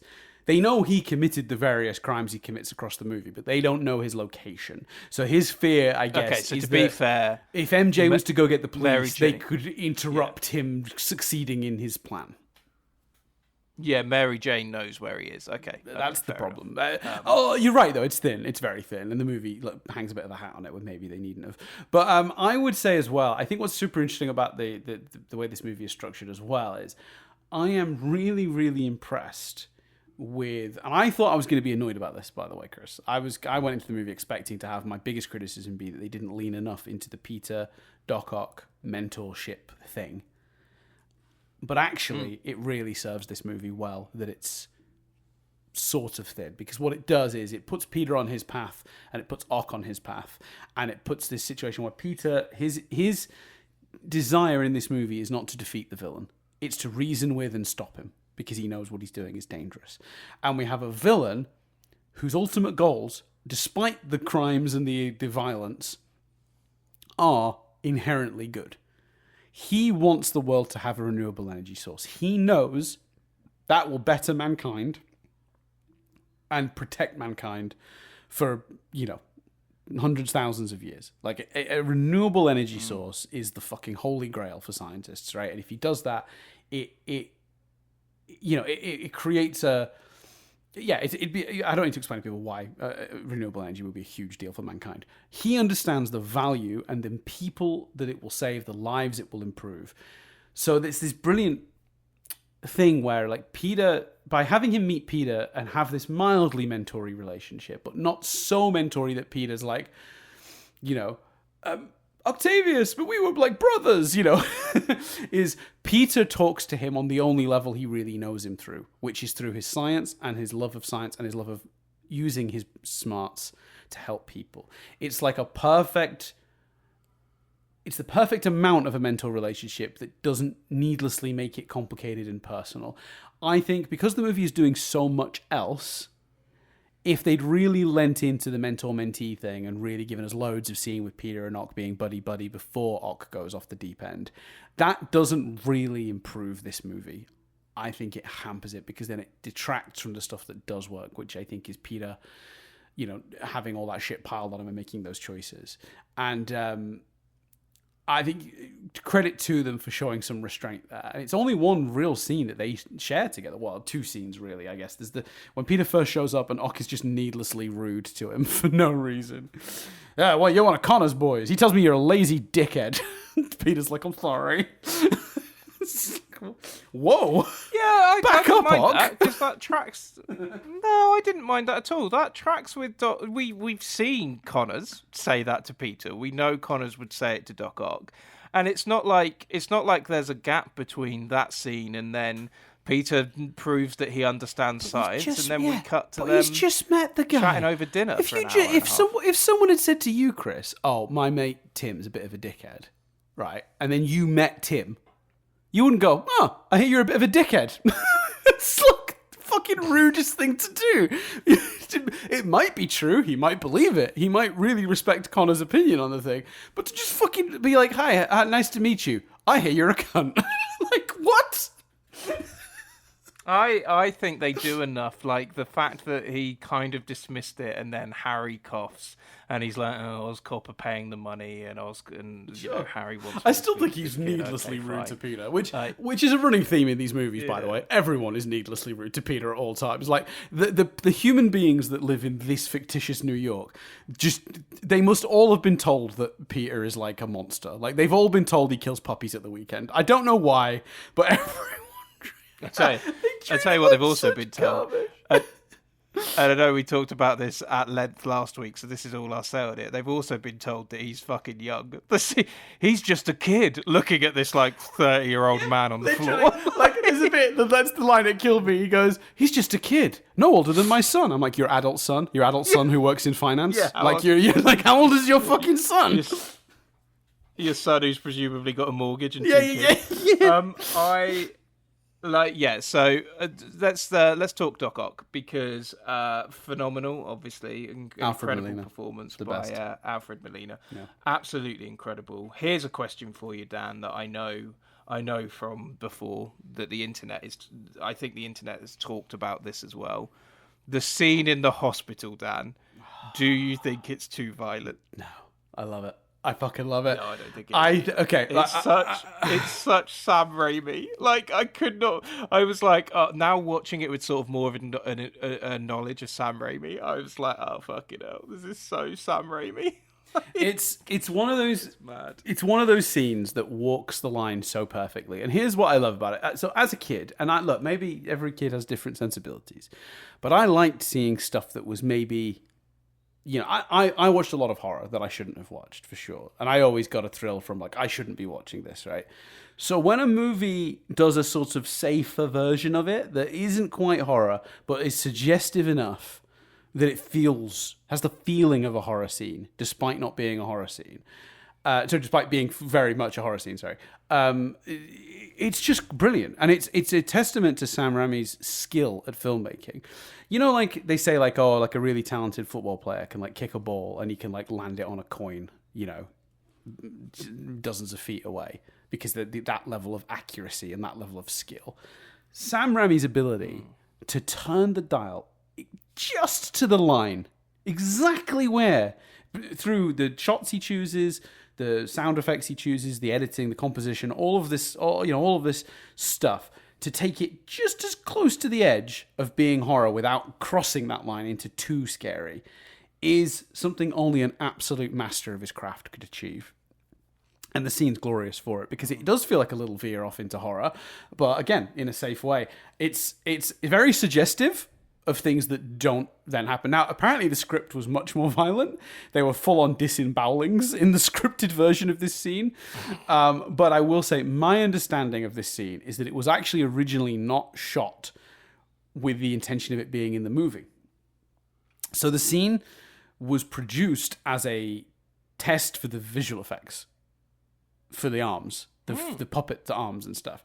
And they liked it so much they kept it in the movie. I'm so glad they did, because what an amazing way to set up our villain, and also so clever to establish the arms having a mind of their own in a much more visceral way, because we've been told they're AI and they sort of think on their own, but they're being communicated to from Octavius. Obviously, we have got the weird. If he's got I've got a chip that protects my brain. I'm just going to put it in some plastic casing on the outside of my body where you could get to it and break it. Like, fuck me. That's nitpick corner, by the way. I don't. It's not a big problem, but it is fucking dumb. This is dumb. The thing that protects his brain from them is that tiny little device that's completely exposed. Put that somewhere else, mate. Put that somewhere safer, inside the metal or something. I don't know. But it's got to be near his brain. Yeah, but the metal. It doesn't matter. Anyway, whatever. I've got another nitpick related to Ock anyway. Right. But anyway, Yeah, my it's point bad. is that scene is incredible because it makes it really clear who's in charge in those moments, and it's those are the arms. He's not doing that, and that's a brilliant way to make him this quite sinister figure. And it really sets up his arc for this movie as well, which is like they're like acting on his worst impulses. They're telling him, they're whispering in his ear like the devil on his shoulder, going like, "Yeah, robbing is wrong, stealing is wrong, but greater good. Your science will help a lot of people. What's one bank robbery versus helping all of humanity?" And they lean into they play on his like his worst impulses and his thoughts to convince him that the thing to do is to continue his work. And if we didn't have that scene while he's clearly unconscious, showing the evil and the violence of those arms and their thinking, the rest of the movie doesn't really work for me. So it's both a deeply entertaining scene and a key part of his story. If we don't include it, I would be worried we'd only be going off his dialogue to even understand that they're thinking on their own, and that's not enough. I think whilst we have the boom boom crash crash of the bank scene, and we have obviously the sort of the menace of the train scene, which is like obviously one of the best sequences in any comic book movie ever. Yeah, but we'll it's get to funny it. because you do slightly nitpick and go, the conceit of the train scene is like bizarre. Like his mission is to get Peter and get him to Harry. Like why does he need Peter to go through this fucking test of saving a train? But who cares, because it's phenomenal. And obviously we'll talk more about the train sequence in a minute. I don't think those scenes, as much as they are great for boom boom crash crash, I don't think they get across the human threat of Doc Ock and those arms like the hospital scene. And like you say, you need that scene to fully realize Doc Ock as a villain. And it's actually quite, it's astounding really that, because if Doc Ock wasn't as strongly portrayed by Alfred Molina, as brilliantly written by the script and brilliantly directed, then there's a world where poor execution, it falls apart just on the basis that, let's be honest, some of the beats are slightly repeated from the villain of the first movie. Like, we've literally already had a villain talking to themselves and sort of battling with good or bad and themselves. But because it's so phenomenal, you just don't even really notice that, and it works. Shall we talk train next, Dan? Should we just very quickly though, since while we're on Ock, let's talk about the conclusion of Ock's arc, because I think that is also quite important. Let's wrap up Ock's like character stuff before we get on to just some of the sequences. Yeah. I think one of the things not one of the things. I think the thing that really makes that such a great arc for me is the ending. Is if Peter doesn't beat Ock, he reasons with him, and he reminds him. He reminds Ock what he stood for.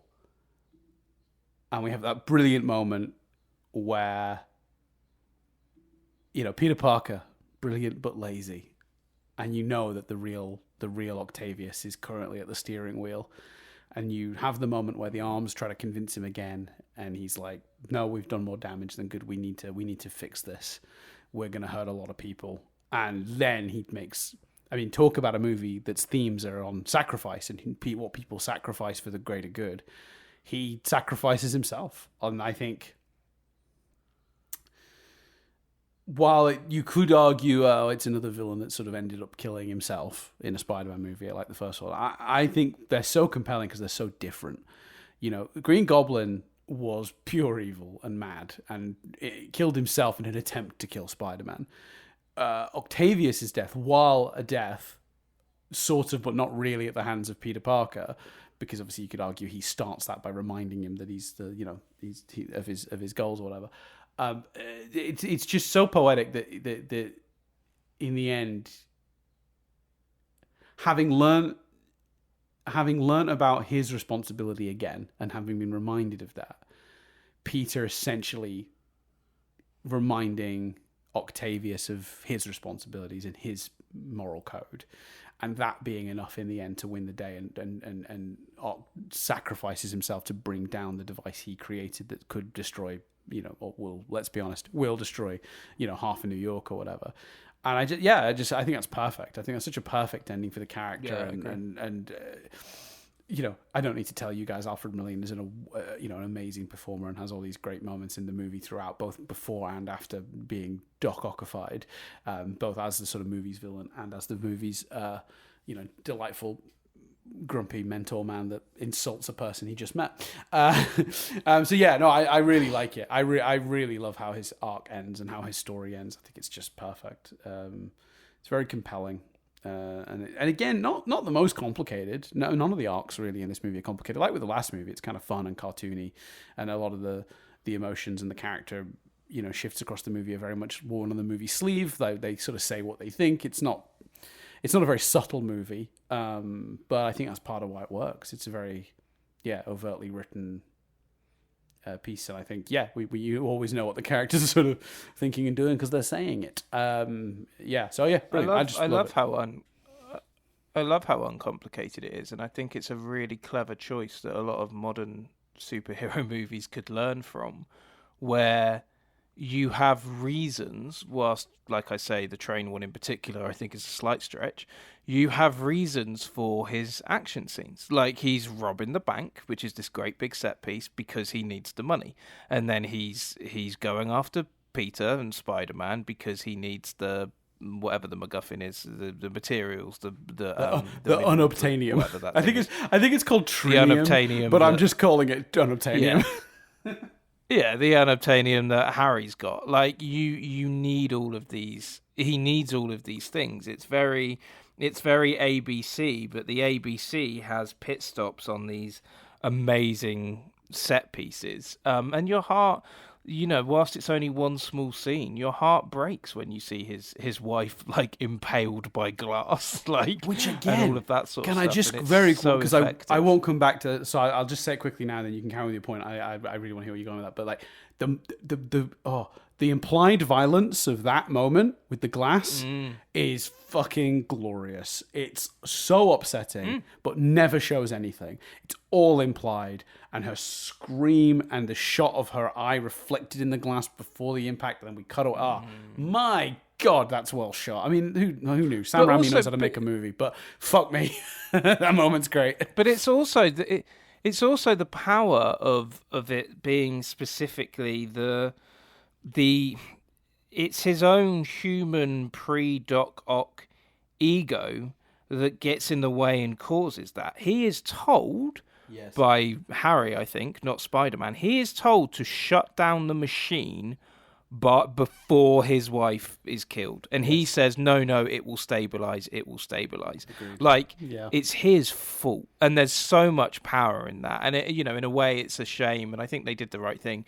But in a way, it's a shame the movie doesn't have more time to explore the wife of it, or his wife, or maybe even Peter brings back and says, you told me this about love at the end, or something like that. I think his wife gets a little forgotten about as we go on, but again, it doesn't impact it. It's still beautiful. That's just wishing the movie was 10 minutes longer to dip into that a little bit, maybe. But it's so deliberate, and nothing. Its simplicity is what makes it work, and it's, like I say, it's using that simplicity as reasons for those set pieces that aren't just wanting to watch the world burn or whatever, which is what a lot of modern superhero movies have become in terms of why the villain's doing what they're doing. Whereas here we've got obviously there's the chip that has been broken that is having an influence, but fundamentally, as you said, it's all in there himself. We've got the fundamental villain of this movie is a scientist that can't let go of his experiment, basically. Yeah. And that's very comic book, obviously, and it's particularly very Spider-Man. But it's a fucking Spider-Man movie. I think you can even frame it better than that, because I think it's fundamentally it's a scientist who won't let go of an experiment he believes can save the world. Like, it's because there's this moral element of it, which I think is so brilliantly tied into it.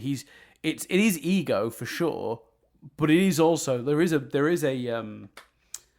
a decency to what he's trying to do. You know, he believes his work can help a lot of people. So it's this brilliant. Yeah, I don't know. It's just very well written. It's very well executed. I don't need to tell you guys how good Alfred Molina is. I don't need to tell you how well that character is realized in this. I think, you know, we are slightly in danger of that, like, we give him too much of an out for some of his behavior in the movie by saying that the arms are controlling him now and they're getting into his brain. You know, we're into that Green Goblin slight arguable problem of like, well, you know, if the villain's not really in control because they're mad or whatever, that's less interesting. But I think they find a better balance in this movie of that. I don't think he's outright mad. He's just got a bit of a devil on his shoulder now. So yeah, brilliant. And let's talk about some of the action sequences, and we can hit up the train sequence. Actually, very quickly. Sorry, let's final trip to nitpick corner, Chris, if that's okay, because I do have one other nitpick. And it was, there were two nitpicks relating to in this movie, and they both relate to Doc Ock. One is the inhibitor chip, just dumb, but it's fine. Everyone's complained about that till they're blue in the face. It's a thing that's regularly thing in this movie. And the other one, which again 1,000 million people have said, but it remains true. He's a fucking idiot, Doc Ock, in the middle of this movie, because he knows he needs Peter to get to Spider-Man. Correct? He wants Peter to get Spider-Man. Yes? He thinks Peter is a regular human man. Yes? He's also explicitly told by Harry, don't hurt him. Yes? I'm remembering this correctly. Yeah. He launches a fucking car at the man. Like, what are we doing? Yeah. If Peter wasn't Spider-Man... And throws him against the wall. Yeah. If Peter's not Spider-Man, right? If Peter's not Spider-Man, the movie has a real how it should have ended thing where Doc Ock launches the car, it squishes him, and he goes, shit, I needed him. Sorry, Harry. This guy killed your best friend. And the movie just ends. Yeah. Doc Ock's really lucky Peter is Spider-Man, because otherwise it's a really short story. Yeah, absolutely. Yeah, absolutely. It is madness. And also, it's one of those things where, like, you know, no one around is like, that's not the moment that Mary Jane goes, oh, I'm surprised he survived that. Like, well, I suppose she's taken, to be fair. Yeah. But, I really, look, it's one of my favourite scenes in the movie because it's such a cool visual. I remember they either released a teaser before a full trailer or it was just in the first trailer. But I think one of the trailers or teasers opens with them sitting, having the conversation, and Peter's spidey sense going off, and him, you know, launching MJ as the car goes over their head, and the reveal of Doc Ock. It's one of the trailers for the movie did that. And I remember before I saw the movie, that already felt iconic. So I'm going to sit here in Nitpick Corner, where it is safe to say a thing that doesn't affect the movie, but did slightly bother you on a logical level. I know it always has, because again, this is not an original thought. This is a thought 1,000 million people have said. But it is a problem, but it is so overshadowed by how fucking awesome that scene is. Because it does, when you're watching it, even when you know it's coming, it feels out of nowhere. It's a glorious shot. Peter grabbing MJ and jumping forward, the way the car rolls over them and they both get up in the foreground of a shot, and then Doc Ock is revealed. It's just so well done. You sort of don't care because it's good. It doesn't make any sense, but it's so good. Yeah. Do you agree? So, because obviously, you know, the train sequence, like so many incredible moments, New York defending him, all of the stuff that's been said before that we will say again. But I have to know, because you've not had a chance to respond to it yet. Do you agree with me that there is a slight conceit thing of why is Doc Ock gone to the lengths of creating this scenario where Spider-Man has to catch a train, where actually all he needs to do is grab him and take him to Harry? My assumption, and his assumption, the movie does not make it clear, and boy howdy should the movie make it clear.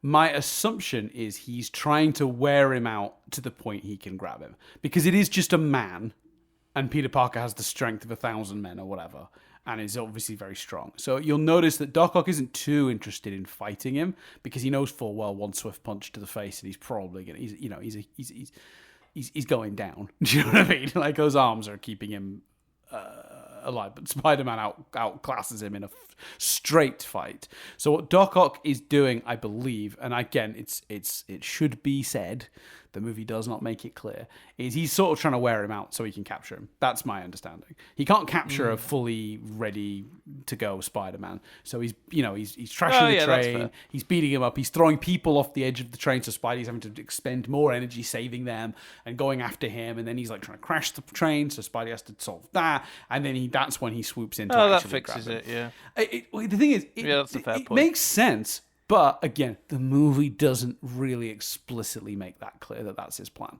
So when you're watching that action sequence, especially the first time, you are sort of thinking like, what's his goal here? I guess he's trying to knock out Spider-Man, defeat Spider-Man, so he can then take him there, and obviously the fight continues. So yeah, it is a problem, but it's only because the movie doesn't really set out the stakes of that specific fight earlier.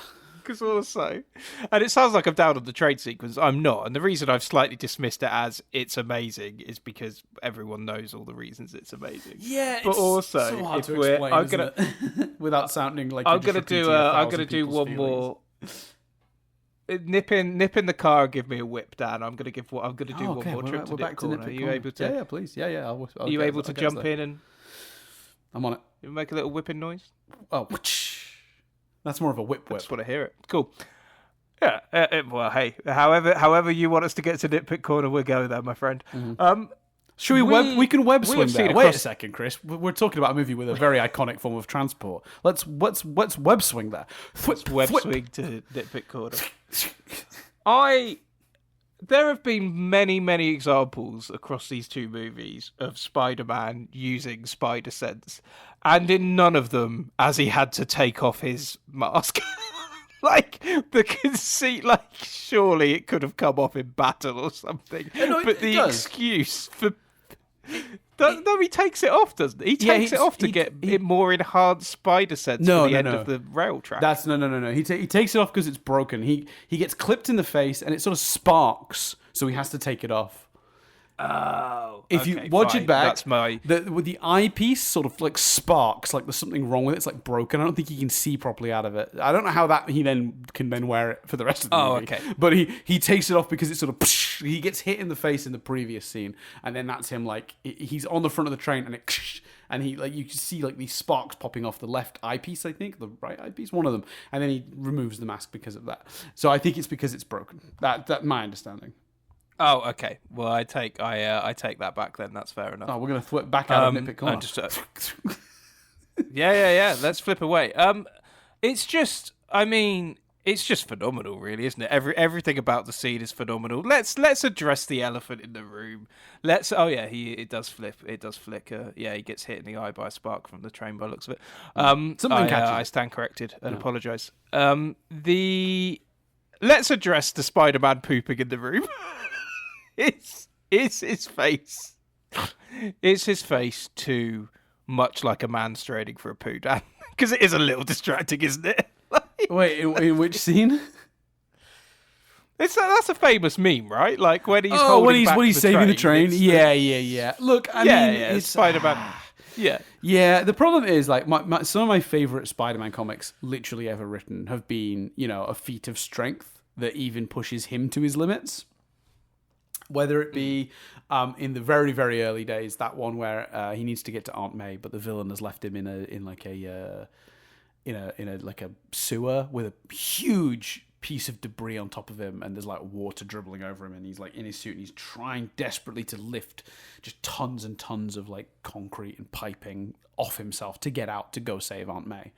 And we did a version of that in Homecoming, where the Vulture leaves Spider-Man with a roof collapsed on him and he has to have a feat of strength to do it. We also have it in Homecoming where he pulls the two pieces of the boat back together, although that one's unsuccessful. Iron Man ends up helping him with that one.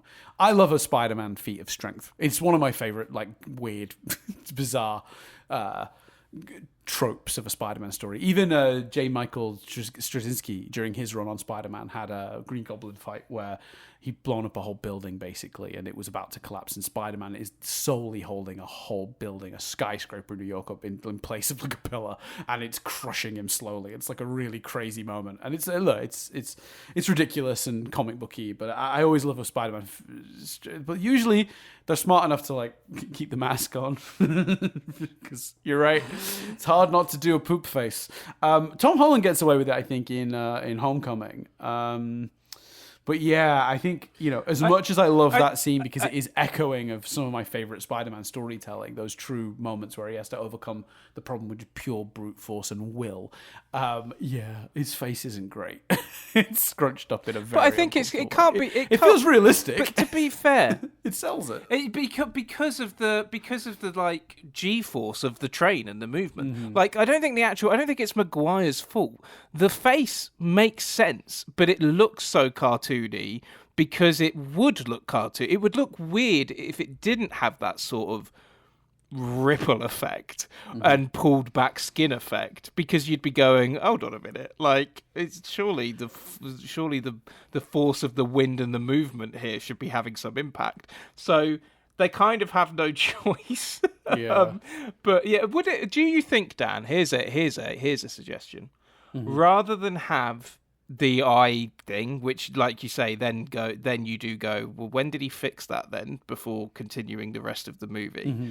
Would it not be better if he does that scene with the mask on and the force of the wind and the force of the scenario, like it rips the arms of his suit, rips the mask off his face? And so that by the time he's then... Because also then what you wouldn't have is he turns around and talks to the passengers on the train without the mask on. Whereas in this version, that communication would be with the mask on. And then there's the real revelation of, fucking hell, he's only a kid because the mask has come off whilst he's doing that. Fucking hell, he's only 42. You would avoid poop face because the mask would be on for a lot of that, but the mask is getting ripped. Yeah, you could definitely do that. I mean, look, these are small qualms, and while I agree, maybe there are ways it could have been done that would have probably avoided that problem. I don't know if I'm fiddling with this scene too much, to be honest with you. Yeah, because you also then you have a problem of, well, where does he get another mask from for the rest of the movie? Look, it's glorious. Look, I think he was 30 when this movie comes out. To be fair to him, I know I made a joke about him being 40. I think he was 30 when this movie comes out, or is made, I should say. Let's have a look. So, I feel like we should say more. Why do you think the train sequence is so impactful? Yeah, it's exactly what I was. Yeah, exactly. I was just trying to get to this. I think because, and we talked about this a lot with. We've mentioned he's twice in one podcast is unusual. Whedon always really understood this when he made superhero shows, movies, comics, is that superheroes are best when they're superheroing. And by that I mean helping people. Not just, oh, I'm the good guy, they're the bad guy, let's shoot lasers at each other. Which I don't think is very compelling more often than not. So what's great about this sequence is Doc Ock knows how to exploit Peter, and that is to threaten the lives of others. So this isn't just a fight with Doc Ock. This is a really clever, genius sort of villain with a physical thing that Spidey can't just immediately overcome through the arms. Sure, that's a fight that's going to have to happen, but also understands that to really fuck with Peter, to really delay Peter and cause Peter problems, he has to then threaten the lives of the people. And it's seeing Peter struggle with both a fight and saving lives is always where a really good superhero story works best. And so we've got this thrilling sort of Matrix-esque fight where they're on this train and they're fighting on the side of the train, and there's another train coming and they both flip back, and we get that cool shot where the other train on the other side of the track whips past, and we get all this really exciting stuff because Doc Ock can be on the side of the train because of his arms, and Spider-Man can be on the side of the train because he sticks to things. And we've got this great, already just on its own, just on paper, a compelling scenario to have a fight and a great visual, interesting visual. But then we have this storytelling mechanic of Doc Ock like just throwing humans off the train, so Spidey has to save them while he's keeping himself alive and in this fight for the sake of Mary Jane. And then it ends with Doc Ock sort of being like, well, train's in trouble, bye, peacing out. And then because he realizes he can't beat him in a fight.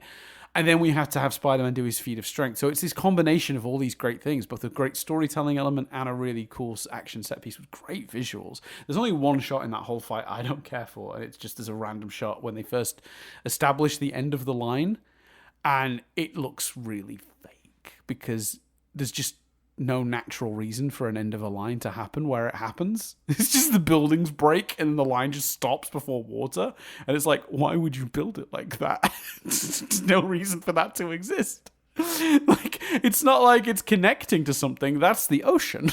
Like, yeah, but come on. It's not said, but my assumption is, again, it's like the whole wear him out thing. My assumption is that Doc Ock has somehow, disrupted the path of the train to go down that path. No, right, maybe. But why is that? Why does that exist though? Even if that part is true, and that's fine. I don't even mind. We could have a shot of him changing the tracks, whatever. That's fine. I don't mind that. But there's no reason for this dead piece of track to exist because it goes to nowhere. It's not like an unconnected bridge. It just stops in front of the fucking water. Like, where was that ever built to go? Where was that going? Well, I assume it's going over the water. Is my assumption. But it can't. It's either the ocean or it's going over to a different suburb of Manhattan. But if it is, why is it old but still built to that point and not finished? It's not like there are cranes over it suggesting it's still being finished. It's just stops. That's what I'm saying. The shot is the problem, not the premise. The shot doesn't imply that belongs there or goes there or has any reason to be there. It just doesn't function. Like, you look at that shot and it's so abrupt the way the line ends. And it's not like in another movie where you'd see cranes or even a wide enough shot that you could see that there's another part of this being built further out into the ocean and it's just not been connected yet. There's nothing like that. It's just a dead end on a track that looks old and weathered, and you go, then what the fuck is happening? Why is this here? Yeah. I guess Back to the Future Part 3 has just deconditioned me to sometimes tracks just are half finished and just get left. Okay. Cool. Yeah. I agree. I have to say though, but it is the actual shot though, that zoom in and along and then flip round to reveal the end of it. It is a very good shot. Editing is excellent. The editing is really good. Like the way they pan it around, you do feel that fear. But yeah, no, I think it's excellently done. I mean, look, who needs to hear it from me? Probably no one. But like realistically, like, it is one of the best constructed action scenes in a superhero movie, full stop, because it's full of tension, full of stakes. Yeah. The villain is doing smart things, mostly that make sense to me. He's threatening the lives of the people. Our hero is both struggling against saving lives and getting to the villain because he has a lot to juggle with. And they don't do it because I am a little tired of the... I'm tired of the trope, and it's kind of gone away now, actually, but this is a real thing in these like early thousands. Actually, some of the 90s ones too, because there's a Batman movie, isn't there? The one with the Riddler, where they're like, who are you going to save? The girl you love or the boy wonder? That whole thing. I am tired of that trope. I understand you want the hero to be saving people, but I don't think I'm so stupid that I need the villain to be like, it's one or the other, Batman. I'm okay to watch them fighting and just see the villain throw a civilian off a train. And I automatically understand, well, the hero is in a dilemma now because he can keep going after the villain or he can save that life. And hopefully, because he's a hero, he will save the life and then attempt to go after the villain. But that I can understand that. I don't need the villain to spell it out. And they did it in the last Spider-Man movie too, with Green Goblin, that, the woman you love or a busload of kids. It's too much. Stop. It's a great scene, but I'm done with that trope. Thank you. I take back my defense of it. So if you... On the Netflix sort of Spider-Man 2 upload or whatever, if you pause it when there's 27:59 minutes left to go, you get the clearest what the end of that Yes. track looks like. That's the And shot I I'm take talking back about. my defense because it's just insanity. There is literally nowhere, because the other side of the water is just road, is just like motorway, it's just highway. Like this track, it doesn't make and so then if you go, okay, well it's decommissioned and it's really, really old. Why is the only thing on the edge of this platform there's a traffic light inexplicitly, who knows why, and then there's just this one little like boulder thing. There's just this thing. That's exactly this thing the is shot. even without a train being able to be diverted to it. This thing is a health and safety nightmare. Yeah. Like, this is insanity. Yeah. Like, yeah, it's crazy. I take it back. Yeah. There is no defense of this. And again, look, that is proper nitpick corner stuff. It doesn't change the movie. I wasn't sitting there going, oh, now the train sequence sucks. But yeah, that's the thing. To quickly give another action sequence its flowers, because there are a couple of really great ones in this movie. The bank heist with the Aunt May stuff is maybe not as iconic or, impactful as the train fight, but my God, they're up the side of that building. Spidey throws the clock piece at him. Oh, actually, the clock piece thing might be from the train sequence, but he throws Aunt May and Spidey has to grab Aunt May, but then it keeps back to the fight. Like, it's gloriously done. It's so tense.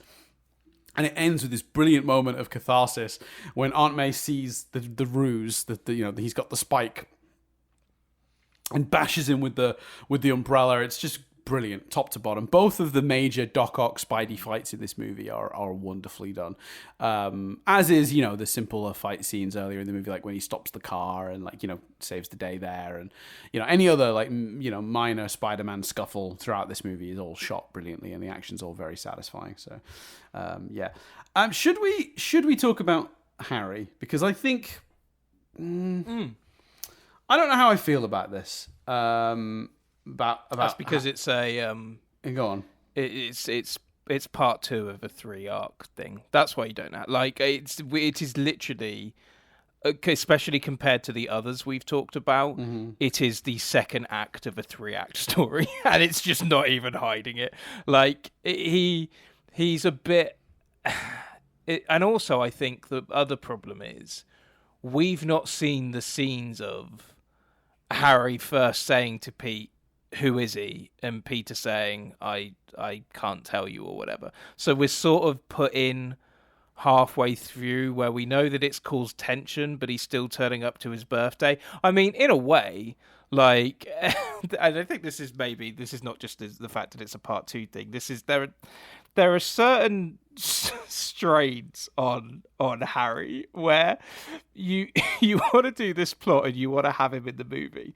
But let's talk about, for example, Peter's birthday, right? So what that scene is Harry going along to his supposed best mate, who he thinks might know who the person who killed his father is, and he's not telling him, and his ex-girlfriend, who spent his entire relationship secretly in love with that best friend. And Harry's seen her play twice. Like we don't get sort of the clarification scenes for why Harry is just like. Well, the movie keeps telling us they're good friends. The movie's like, yes, they're still friends. But you know what's weird about that scene? And that's great. The circular dialogue. There's a point early when they're all 4 of them are there. When Peter says, "Oh, I've been busy," and he goes, "Taking pictures of your little friend," and the conversation sort of moves on, and then like. Less than a minute later, it's Peter and Harry on their own. And again, literally, it's like the same exact dialogue. Peter says, "being busy," and Harry says, "taking pictures of your little friend." And I'm like, fucking deja vu. Did the movie just skip? That's all their scenes together in this movie. Like, well, that's what happens at the party as well. No, but it's not the exact same words. Like, I understand the idea is he's slowly saying to Peter, I'm madder about this than you think. Like his true anger is coming out more over time. So the scenes, it escalates, and I accept that. But in that one scene, they have the exact same conversation with the exact same tone, with no level of actual escalation twice in 30 seconds. It's like a weird, like, just cut the first one, like have it so that the second they're alone is the first thing Harry says. It's way cleaner. I don't know why that exchange is in that scene twice. Yeah, I think that Harry of it all works best if viewed as part 2 of a 3-part thing. Yeah, I agree. And actually, if you view it as part 2 of a 3-part thing, it works really well. Like, they kind of do a similar thing with Harry that they're doing with Peter, where he is basically beaten up at every opportunity. He thinks he can make Oscorp even better than his father agreed. He's stepping out of his dad's shadow. He's doing a good job controlling the Empire, and then that comes crashing down when the Doc Ock stuff happens. He wants this revenge mission, and he thinks his best friend can help him, and his best friend is just refusing to help him. And you really... that build up, and I love that that manifestation of seeing, in his case, his dad, but essentially having a conversation with himself, although himself is represented as his dad, in the way that his father did, and like, you know, the sort of this anger manifesting itself in the same way, and then obviously the reveal. And I remember being so effective, watching that reveal with it smashed, and then the kind of suits there. Then you slightly get taken out of it when you go, was that like a spare mask then? Because he died in the original mask, and I assume Peter didn't break in, find his hidden layer, and just like pose it on a thing. It's gotta be so presumably it's a spare costume. But you just like it. I think it really works, but it does work best if you view it as a second act as opposed to. But I think that's fine, like, because other character arcs, like we've talked about, Peter, Mary Jane's, Doc Ock's, are done so expertly that actually we're saving this one for the next movie.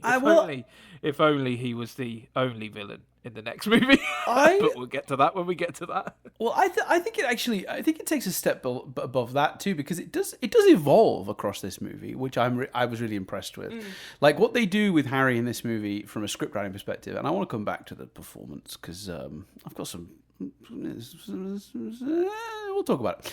I've got nothing left except Spider-Man. Anyway, I will come back to that. But I think what's cool about this arc for him is the escalation, the depths in which he's willing to go to, right? Because it's at the beginning of the movie. You're right. He's got more going for himself. He's got Oscorp and stuff, and his deep hatred of Spider-Man is there, but it's not all consuming. But then you take other things from him, and it becomes more consuming to the point where he's willing to risk Peter and MJ, who he clearly still has affection for, because he even says, don't hurt him when he says to Doc Ock about grabbing Peter. There's enough in the movie, but he is willing to risk. His hatred of Spider-Man is so pure. He is willing to risk half of Manhattan. He knows that Doc Ock's mad. He knows that a second version of that device is only going to be worse than the first. It's only going to have the same problems. Yet, his hatred is so much so that he's willing to make that bargain.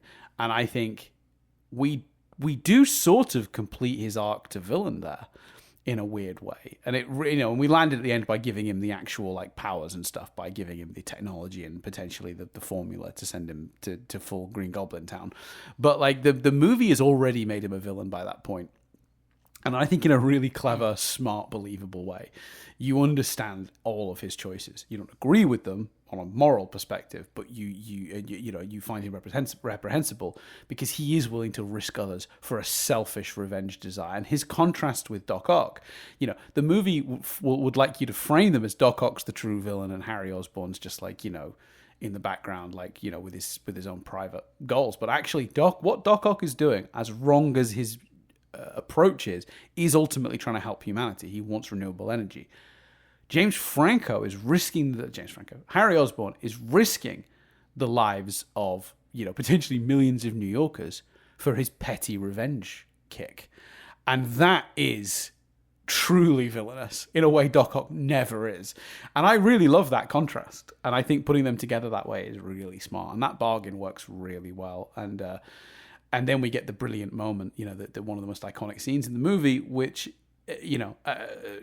James Franco, Harry Osborn pulls out the knife, pulls off the mask, and then he steps back and drops it, and we have the reveal. And Spidey comes to and is like, and he says, "You killed my father." And instead of saying, "Oh, I'm sorry, I actually didn't," he just says, "This is bigger than me and you."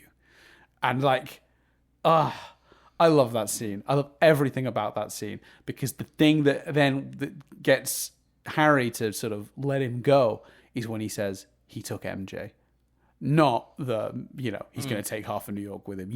It's the he took MJ thing that brings Harry Osborn back to Earth. And I just think, while his arc is one of the thinner in the movie, and you are right, it is part 2 of a 3-act thing, it still somewhat feels complete in of itself in this movie from a scripting perspective. Yeah. It works quite well, I think. I have more concerns about the lines all being delivered with an energy Nicolas Cage would be proud of. I mean, what's that line from Community? If I was in 100 movies saying my lines at random volumes, I too might have accidentally won an Oscar. It's like some scenes it's fucking brilliant and menacing and great, and then some scenes it's just a fucking mess. And I think, you know what, I'll say this, right? I think James Franco was great in the first movie, and I do think he's a good casting for Harry Osborn. I fear that while he was a good casting for Harry Osborn, and the requirements of the script in the first movie, I don't believe he had the range or the talent to pull off precisely what this movie wanted of him, if I'm being completely honest. And, obviously, caveats of caveats, James Franco, go in a bin, some sus shit, fucking just get out of my movies. But fair is fair. He's great in the first movie. He's a perfect Harry. You believe him as this, kid that's going to live in the shadow of his dad forever. That's also living in the shadow of his best friend. He is a full-on Ron Weasley. You know what I mean? He is Ron Weasleying his way through that movie. And James Franco is brilliant at it. Really, really good. And he's even pretty good at the start of this movie as the sort of guy who's finally believes he's outdone his dad. But it's as soon as we get into some of the more villain stuff that he just wrong side of cartoony, and there's compilations of some of his line deliveries in this movie. They're not always great. I have nothing left except Spider-Man. Oh dear. Did he win an Oscar? I'm trying to think. What was it? Was it 120? Has he won an Oscar? Was it 127 hours? I was more referencing Nicolas Cage, because I was referencing the Community line about Nicolas Cage. But he was nominated for 128 hours. But let's see. James Franco, Oscar 127. Yeah. 127 hours. Yeah, great movie. Because in my head I was like, Dave Franco has it. Then I realised I was getting Dave Franco mixed up with Casey Affleck. I was thinking of another brother. So yeah, nominated but did not win. Right. Okay. There you go. But the Community line is about Nicolas Cage, where I think Shirley says, if I was in 200 movies speaking at different volumes, I too might have accidentally won an Oscar. Which is just a brilliant line. But it really does sort of it establishes that Nicolas Cage thing that he does. There's a wildness to his performance that's fun in some scenes and just flat out doesn't work in others. Is I guess my point, to sum it up a bit better. But yeah, it's I don't know. Did that bother you at all? Were you bothered by his wildly different performances in this movie? No, because I think like you, he does the the bit where he's like Nobel Prize. I'm like, oh, you're missing the point. It's quite an accurate portrayal of other figures in more recent times. But he's for Norman Osborn's ultimate turn into comic book villain, it was the science that he cared about, and that's not what Harry cares about. And I love the subtlety of that writing, and I think, like you, that James Franco played that side of it well. And I also like the why won't you tell me, stroppy child performance as well. I think that's realistic for someone grieving. So I think that's good too. The more comic booky turn at the end, I think, is more like I was more distracted by like, oh yeah, here we go. Like, so I wasn't really I sort of knew that was coming, so didn't really critique it. Particularly when it appeared, but yes, I would suspect you are very on the money there, and I would suspect that especially when competing with two other villains, it's gonna get very interesting. It's in the next movie. Yeah, well, that's that's a conversation for the next movie. We'll talk about that, but yeah. So I think like have we covered all the major stuff in this movie? We covered Peter's arc, we covered MJ's arc, we talked a lot about Aunt May, talked a lot about Doc Ock and Harry. I think we've covered most of this movie. Look, it's a brilliant movie. It's a really compelling, character focused superhero film that really does, that I think gets to the nooks and crannies, the real depths of like what makes a superhero tick. Like really explores the core conceit of superhero, which is that noble sacrifice these people would be theoretically making if they were to be real. You know, it's not just, well, he's in tights and he's off saving people, that's what he does. It's that impacts his life. And exploring that in such a brilliant, fun, light package that's also deeply entertaining, funny, action-packed, well-performed is just glorious. And it is one of the best superhero movies ever made. Now, I there are some mild bumps in the road. Like I said, there's in the second act, there's that bit where Peter's not Spider-Man anymore and Doc Ock's off building his thing. And there's a couple of like weird, I don't know if it's a pacing issue so much as just that the movie's got an unusual structure, because that downbeat doesn't happen in the same place it would normally do. And I don't even know if that's really a bad thing, but I definitely felt a small pacing thing around there. Couldn't quite put my finger on it, but I think. But other than that, it's definitely, yeah. Go on, sir. Like I nearly reached for my phone in that bit. Like, do you know what I mean? That's definitely a factor, but it all aids the character side of it, and I think it all you need those scenes for where it then goes with the characters. Oh, one thing we've not talked about, just to say quickly, the reason I don't like the burning building fire saving, didn't even talk about that scene. Yes. No, so the reason I don't like it is because it comes after the reveal that, it comes after Harry and Doc Ock make that deal, and he's like, "Get me Spider-Man, and I'll give you this thing." And so I was just distracted by the scene, thinking, because I couldn't really remember the scene. And I'm thinking, are we just about to see a repeat beat of the first movie where there's a burning building? It's literally the same music. There's a burning building. There's a reason for that, unfortunately. There's a child crying, and are we gonna and we can't find the child for ages. And I was like, is this child gonna be like Doc Ock? Like, I don't remember that happening, but then I don't remember this scene at all. And I was just really distracted by, especially its placement, it feeling like we were just repeating a scene from the first movie. And that's not what ultimately happens, but just because of the way it's constructed, that's how it made me feel, and that distracted me from the actual point of that scene, which is, it's when he realizes he needs to, one of the things that really makes him realize he needs to be the hero again, because, people's lives are at stake here. But I just think, could you have done that with a set piece that wasn't so similar to the set piece from the first movie? I guess would be my thing. And once again, that poor mugger, that guy getting mugged wasn't enough to make Peter realize that. But you gotta have a burning building and a scared child to make him realize. This scene happens after the Aunt May speech. I'm not certain of that, but if I was remembering correctly, Aunt May is the one who says, the world needs Spider-Man, and then he comes into contact with the building. I understand that criticism, but I feel like that's like, to say, I was worried the scene was going to be like the previous movie, but it wasn't. I don't know if that's necessarily a fair reason to not like the scene, because it does do something different. You're right, maybe they could have chosen a slightly different setup to reduce the risk of that, but like the scene doesn't repeat the Thing from the previous movie, ultimately. So I don't know if that Are you is talking necessary. about Aunt? Are you talking about Aunt May by the boxes talking about the importance of Spider-Man? Yes. That's after. That's after. the Oh, interesting. burning building scene. Okay, Yeah. but either way, my thing with this scene, and I think it is one of the most important scenes in the entire movie, is it shows Peter Parker is the hero, not Spider-Man. His powers are gone at this stage, as far as he is aware, right? And he's not sure why yet. You know, I think we're coming to the conclusion that it's psychological, but he hasn't figured that out fully.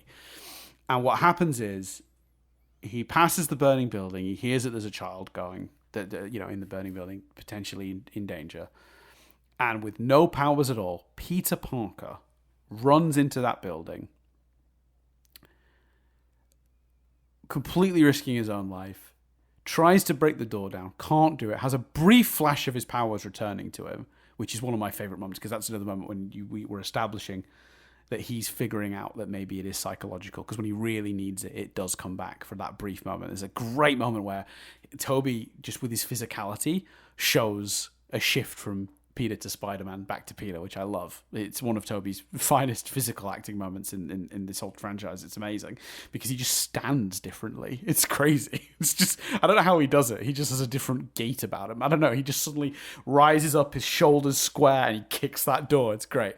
But he saves the little girl, and that's this massive struggle because he's just a man, and she ends up helping him. He's falling through the hole, and the little girl helps him up. He gets her out, having struggled like he would have never struggled, and he overhears the fireman say there was someone else in the building who didn't make it. And you just know that Peter is going, it happened again.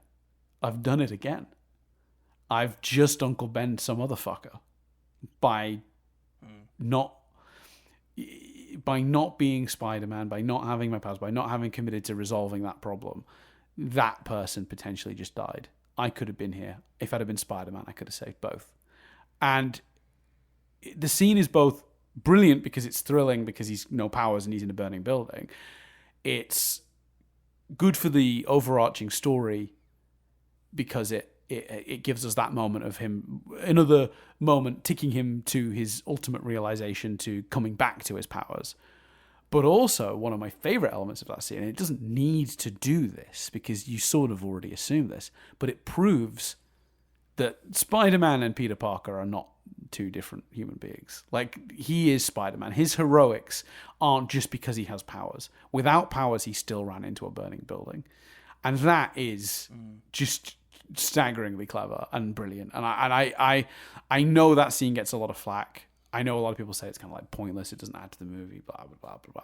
I've heard those complaints. I don't disagree with them on principle, on just like basic like structural elements. Is it doesn't need to be there, but I think it's one of the more important scenes for his arc, and it does a lot for me. And I remembered it very very vividly. Specifically the moment where the girl helps him up. I always remember that scene from my very first viewing onwards. Like, I always thought about that scene when he's dangling through the broken floor, because I just thought that was so compelling as well. Like, other people, he's helping people, they're helping him, and that's, you know, endemic of these Spider movies and Sam Raimi's wonderful commentary on New York and the people in this world, which are all like compelled to do good also on the whole. And I love that scene. I would if someone was, you know, if I'm in the editing room and they're debating cutting that scene, I'm fighting tooth and nail for that scene to stay. Even if I know some people think that if you took it out, it wouldn't really change the movie too much. There's probably truth to that, but I found it really compelling. I found it really effective, what it was doing storyline wise. So yeah, that's my little rant about how much I love that scene, because I really do. Yeah, fair enough. Yeah, fair enough. I think we're there, aren't we? Well, I think we're ready to let me do just the quickly thing. skim my notes just in case, because there's usually some like quicker notes that I end up wanting to do. We talked about the recap. Oh, Peter having to go 40 blocks in 7 minutes. Just fire him. That doesn't seem doable. I don't know how New York traffic works, but I don't think that's possible in the time given. That guy just wants to fire Peter. Like, just fire him. Once again, the entire planet inexplicably hates Peter with the fire of 1,000 burning suns, is my note. It's just the truth. I love the scene with. Go on, sir. No, I thought of my own small note, so I can say it at the end. Don't worry. Okay. Well, you can just throw it in now if you want, if it's to do with the same. But go. No, I just realised we have actually. It's irrelevant. We did talk about it because you talked about the artist. I was gonna say I mentioned it at the beginning to reiterate about the opening sequence, but then I just remembered we did then talk about that in detail. Yeah. So don't worry. Yeah. Well, I do love that opening sequence. Although I would say it wouldn't be very good if you hadn't seen the first movie. It's not telling you the story. It's not a full preview song. It's a great reminder if you've not seen the first movie in a few years, but it does, it doesn't work as a previously on. No, but it is at least attempting it more than any other film of the genre. Like, do you know what I mean? We don't get previously ons on any superhero sequel. No, of course not. No, of course not. There's an expectation. I agree. Toby is wonderful in the scene with MJ in the back garden, the repeat. When she says, "Do you want to say something?"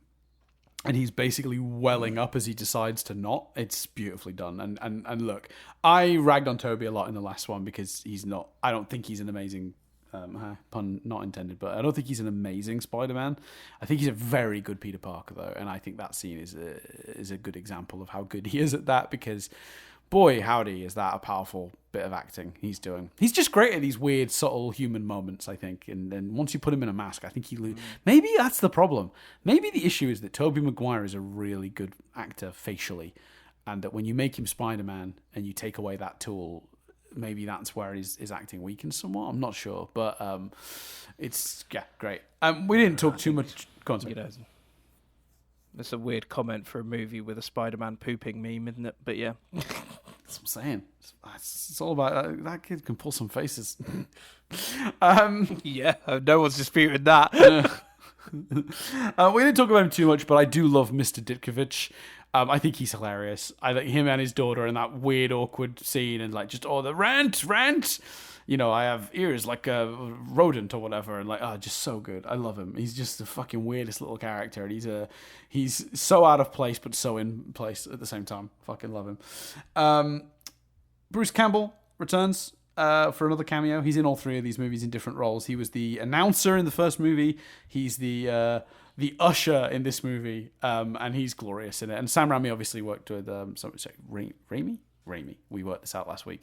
Sam Raimi obviously worked with Bruce Campbell on the Evil Dead movies, and it's just really nice they worked him into this movie as well. And this is, I actually think I from memory, his cameo in the third movie makes me laugh more, but we'll see. But I love him as the sort of maitre d', the usher at the theater that won't let him in. I think that's just really great little scene. But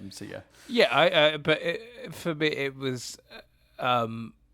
This, like I said before, this movie was just full of that. Like Emily Deschanel, Bruce Campbell, even the guy who fires him, I recognised as well. I meant to look him up. Joe McHale, like just full of like random people popping up. Like obviously Elizabeth Banks is Betsy Brandt or whatever her name is. Like it's just mad. Oh, by the way, side note, I think the other guy in the Daily Bugle, Robbie Robertson. The other guy, I think he absolutely. You agree with this, Reed, right? He absolutely has worked out that Peter Parker is Spider-Man. Yeah, like there's just one look when he's like Spider-Man does, and I'm just like, oh, he knows. Like, and I love that. That's really interesting. I hadn't considered that. I really love the moment though where he's holding the mask, and he's like, when he hears Spider-Man has given up. And he just looks heartbroken, and he's holding the mask. That's a great bit of acting from that guy. He's so good in that scene. He might know. Actually, it's a fair point. I mean, is this just a movie of lots of people actually having figured it out? I don't know. Maybe. I think the line is something about the fact that Spider-Man was there. That's this scene. Yeah. So he's like, I'll see if I can find a time code for it. But my read is that guy knows. Right. There are two shots in the movie that I don't care for that I should probably point out in the section of Dan randomly hates these two random shots that don't really have much of an impact on the quality of the movie overall, but he wants to bring it up because he's a fucking little pedant. Basically, there's a bit where Spider-Man and Doc Ock tumble off a building in the the robbery sequence, and they just look very rubbery. They feel like video game characters. The rest of the sequence is amazing, especially the final moment with Aunt May. But my God, there's this one shot amongst it all where they tumble off the building and they look horribly rubbery. There's another one. Oh God, there's a bit where Peter leaves the play because he's just seen MJ kiss astronaut, and he like lifts off at speed, and then we get this really weird slow crane shot going over a building, implying we're in Spider-Man's POV, or at least traveling with him, and it's shit. It's just a shitty shot. It doesn't move correctly. It doesn't look good. It's so weirdly slow. It has no sense of momentum, no sense of weight. It does not convey the speed of movement they're trying to go for at all. I don't know why we don't just cut from Spidey lifting off to a shot of him in the sky already. I know what they were going for, but I think when you sit in an editing room and you watch those 3 shots back to back, Spidey lifts off, the weird crane shot over the building, and then him in the sky, I don't see how any editor didn't go, we need to lose that middle shot. It just kills all momentum this moment has. It's an editing thing, but also it's just a bad shot. And look, bad shots happen, and it's 2 shots in a otherwise brilliantly shot movie. It's nothing, but it bothered me because I'm a pedant. So there you go. So I've just WhatsApped you a screenshot from Reddit of the moment, but also the YouTube link to the scene. Oh, yeah. The bit I'm talking about is like 55 seconds, 53 seconds in on that clip. If you go on that, like, if you click on YouTube and go to about 53 seconds, you'll see the thing I mean. You're right. Yeah, Robbie knows. He definitely knows. That's incredible. That is absolutely incredible. Yeah. Very good. Yeah, I like that a lot. Let's see. Is there anything else? There's a couple more notes. We talked about that. I'm sure there was... Oh, yeah. Introducing Bernard the Butler feels really forced and awkward. I know why they have to do it. I know he's important in the next movie, but it fucking felt weird and forced that suddenly Harry has this old man butler. I don't know if he was in the last movie. I don't remember him being in the last movie, but my God, does his inclusion here feel like we would, like... I don't know. Bizarre. I don't know. It's just, yeah. Whatever. Very strange. We talked about that. Oh, my. We might have covered all of our notes. We might have covered all my notes. Can I just say, I'm not sure We Won't Tell Nobody is as impactful in a world where it's like, what? You're going to tell them that an average height, medium build, white guy with brown hair with no distinguishing features is Spider-Man? He's not wearing a fucking name tag. Look, it's a powerful moment and I love it, but Jesus Christ. He couldn't be more generic if he tried. You're never finding him again. We won't tell anyone. It's certainly not as likely as the truth coming out as Peter disappearing at Doc Ock's presentation and Harry at the end being like, why was Spider-Man even here? Like, coincidentally, really quickly, at a point where Peter was no longer present. Yeah, that's fair. That's a good moment. So, let's see. No, we covered it all. We covered everything. Okay, shall we do it then, Chris? Say the thing. Let's do it. Let's triv it up. I'm going to give you some trivia. Less this week, but still a surprising amount. More than I anticipated, but way less than last week. So we're in good stead. So obviously Sony tried to get a sequel to this movie off the ground pretty much immediately. In fact, before it was even out, they signed on Sam Raimi to develop the sequel. And about a month before the first film released, they actually hired screenwriters, Alfred Goff and Miles Miller, who had worked on Smallville. Sam Raimi, producer Laura Ziskin, and Tobey Maguire had all been fans of Smallville and the way they tackled superhero storytelling, so they were happy to bring on the 2 writers that had worked on Smallville. So the movie has an impressive opening weekend, and the sequel is officially announced with a 2024 release date. Now, the original idea was that the sequel would be titled The Amazing Spider-Man, to sort of match the comic book title. which they end up borrowing for the reboot series later on. They were given a budget of $200 million, which is double the production budget of the first movie, which is understandable because the first movie made all the money. So why not increase that? It's gonna make a huge amount of money. We can definitely put that from 100 to 200, and we'll talk about how much it made later. Now, the early draft of this had too many villains, in my opinion. It had Doc Ock, the Lizard, and Black Cat. That is too many villains. Yes. Obviously. Yeah. It's amazing, isn't it, how this shit exists. And, I guess we'll talk about this more next week as well. But this shit exists in a world of Batman and Robin and like Batman Forever, where there were too many. Do you know what I mean? Like big comic book franchises had already done too many villains by this point. Like, why was that mistake being repeated? Yeah. Well, they figured it out, and I'll explain even who we even know who was the writer that came in and fixed that element of it. But yeah, strange choice. So about a month later, they bring in David Coop, the guy that wrote the first movie, and he was brought in to work with Goff and Miller on it. He was keen to bring in Gwen Stacy and have her die in the middle of the movie as a result of a battle between Spider-Man and a new Harry Osborn Green Goblin. Yeah, so that's just because keeping track. Doc Ock, the Lizard, Black Cat, and a new Green Goblin. So it went through a few working titles, placeholder titles during this time, including Spider-Man 2 Lives, Spider-Man Unmasked, and I think the fairer Spider-Man No More. But it won't surprise you to hear that in 2022, in September 2022, they just weren't happy with these scripts. Nothing really was working for them. Again, not shocked. So they brought in Michael Chabon to rewrite the script. Now, he's a famous novelist mostly, but he has also written movies and TV shows and stuff. And he basically read the existing drafts and thought there were too many costumed characters. He was like, this isn't going to work. And he pulled it right back to Doc Ock and Spider-Man, which is brilliant. Good choice. The thing is, the rest of his draft, in my opinion, is fucking wild. Right. Harry teams up with the Bugle to put a $10 million price on Spider-Man's head, causing the entire of New York to just turn on him, which does not feel in the spirit of Sam Raimi's movies at all. Peter gives up the webhead role because of this pressure, but the movie also introduces a young Doc Ock, not much older than Peter, who is revealed to have created the spider that bit Peter, and actually throughout the movie at some point offers him an antidote, a cure, which is what makes him do the Spider-Man No More plot. He actually physically can take a cure for his spider powers. But the young Doc Ock becomes interested in MJ, and they go on a date. Yeah, this happens in this script.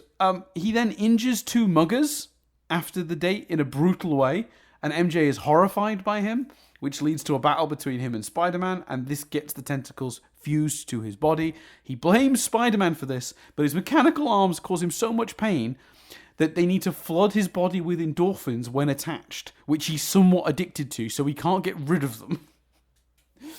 So, after they get fused to his body, he's dying as a result, and he decides the solution is he needs to extract Spider-Man's spine to save himself. So he teams up with Harry to rip out Spider-Man's spine. That's the draft Michael Chabon was writing. It's fucking wild. There's a lot going on there. There's a lot going on. Yeah. Will it shock you, Chris, to hear that Sony didn't care for this draft? Yeah, I think some would argue there's too much going on. Quite frankly. I think those people might be onto something. So he was not asked to continue working on the script. So Raimi takes all the drafts that currently exist. Goff, Miller, Coop, Chabon, and he sits down with Academy Award-winning writer Alvin Sargent to write a new draft with the strongest elements from all of the existing drafts. So for those who don't remember, Alvin Sargent we talked about last week because he was brought in for some uncredited work on the first film, especially he came in to polish some dialogue. Now, when I was looking into him for this, I noticed on his Wikipedia page that he had a 20-year-long relationship with a lady called Laura Ziskin.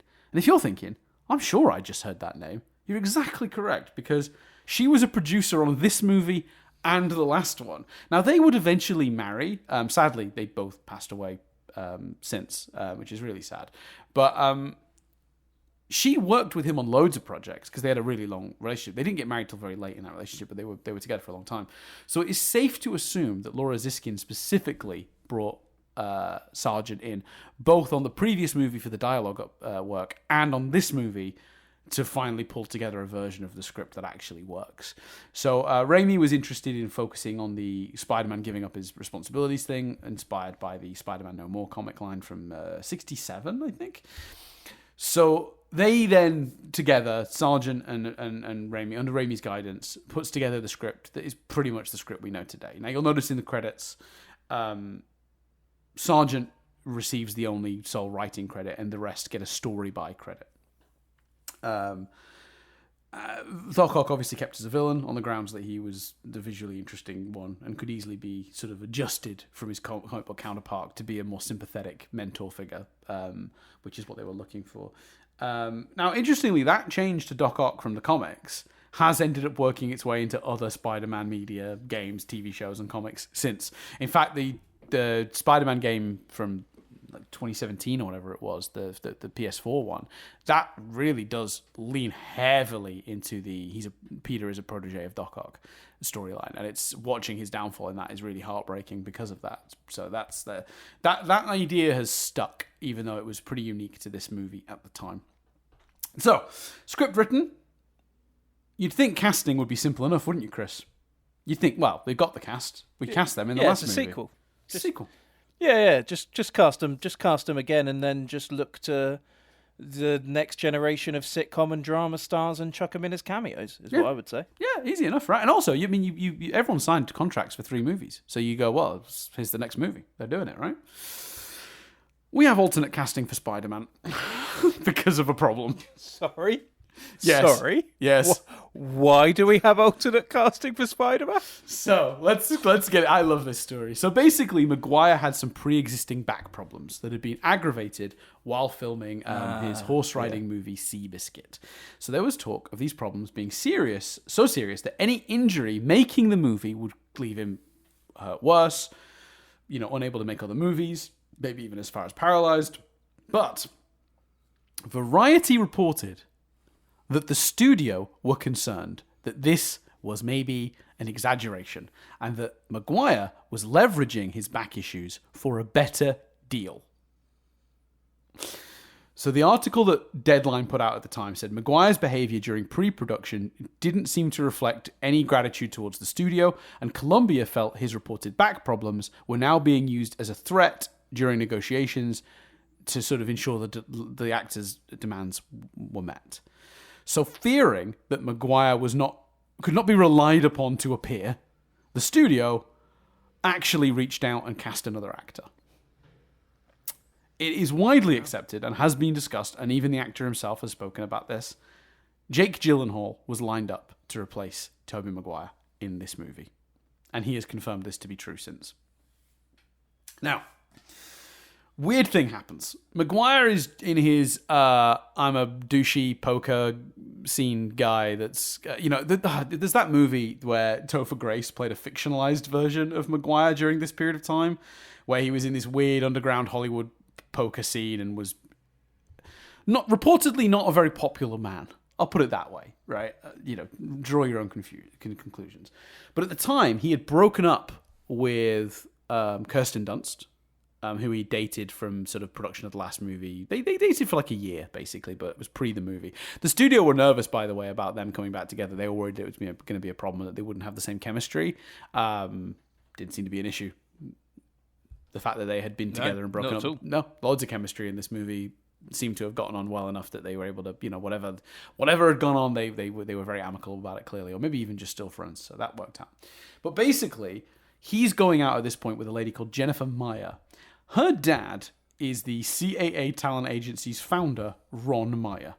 Now, Ron Meyer and CAA represented Maguire, and he stepped in and spoke to the studio and said, and this is in quote marks, and I don't know who knows about this quote or where it came from, but he said to the studio, Maguire would behave, and so would his back.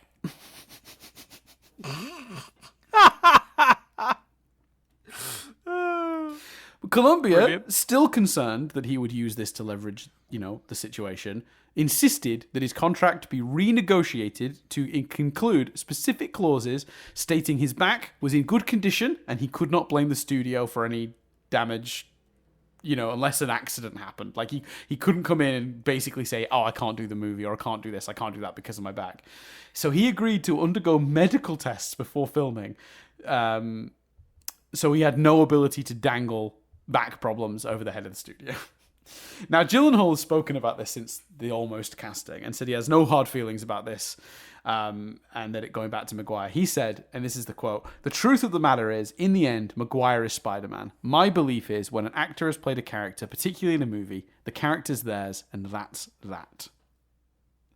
So, yeah, Gyllenhaal clearly not bitter about that.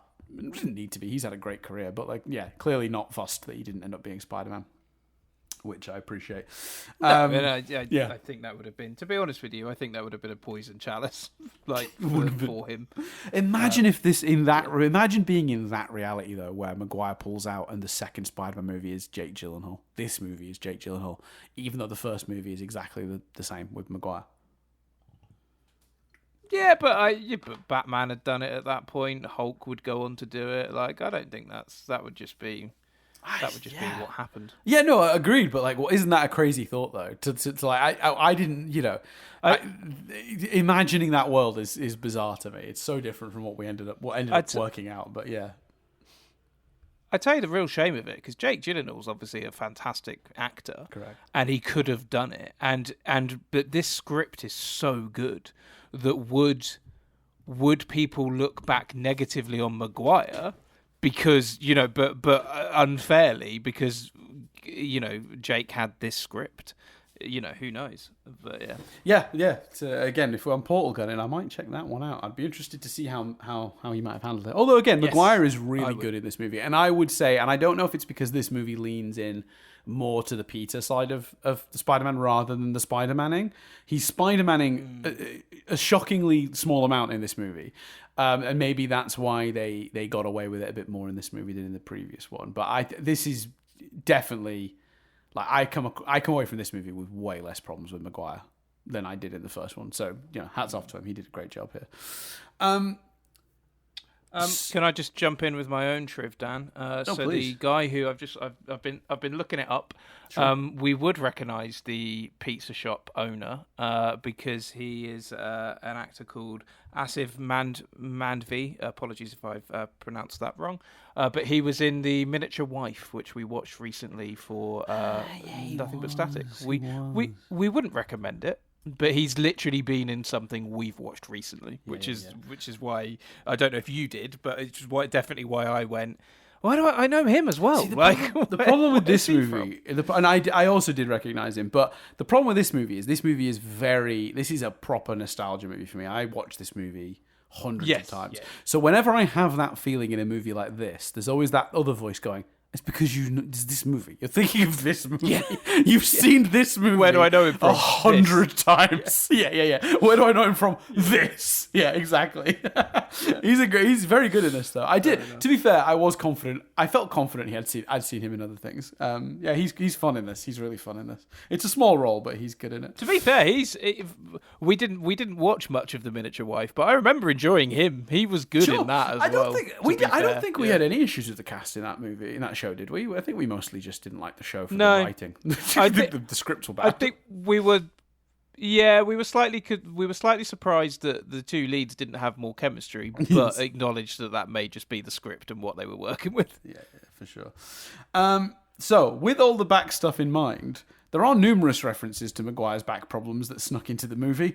I think the most known one is that obviously when he falls, the first thing he says is, "My back!" Which is a little, tiny little tongue-in-cheek nod.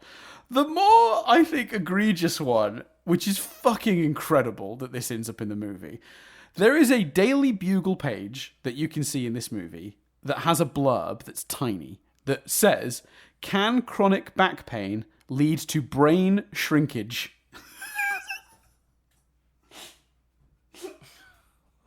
Sorry, say that again. Can chronic back pain lead to brain shrinkage? So that's a headline in the Bugle at one point in the That's movie. in the headline is like, Spidey fights Doc Ock or whatever, but there's a byline, like a separate story that you can also see in smaller text that says, "Can chronic back pain lead to brain shrinkage?"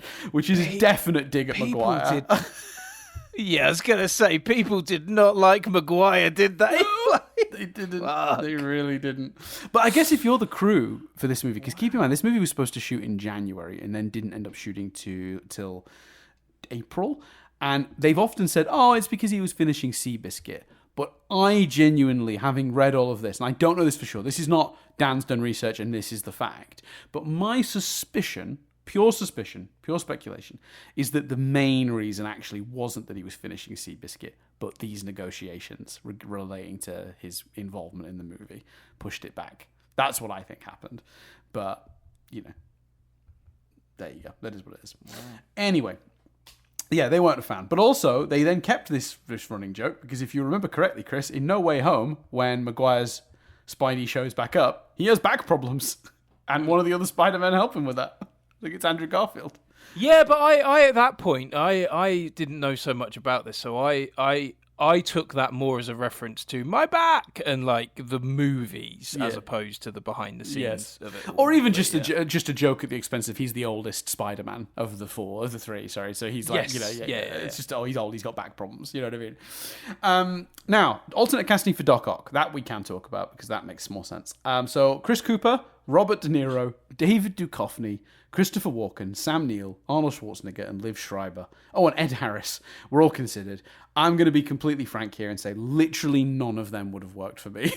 I cannot tell you how much the idea of Arnold Schwarzenegger in this role sends shivers down my spine.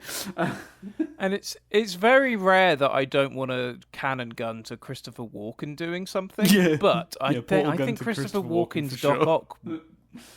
But I think his Doc Ock would have been too similar to Thingamajig's Green Goblin. Like, I just think potentially it would have been similar. Like, and I like I said before, it's already dangerously similar on the page. Like, I think it's stronger. I think it's executed a lot better for the reasons we discussed. But there are elements of it that if you have a really similar presence, you really run the risk, I think, of it being too similar in execution. Yeah, look, there's a lot of fine actors in that list. Robert De Niro, David Duchovny, actors I love. Sam Neill, Sam Neill. Ed Harris, amazing. These are all incredible actors. And anyone who I've forgotten to mention, like, in repeating that list, I also like, Chris Cooper, Liv Schreiber. But none of them are right for this role, in my opinion. They're just wrong for it. I tell you what I would portal gun to. I would portal gun to every single one of them, and I would love to do this, genuinely. I would portal gun to every single one of them saying the power of the sun in my hands line. Like, Christopher Walken. The power of the sun in my hands. Like, or Robert De Niro, the power of the sun in my hands. Schwarzenegger.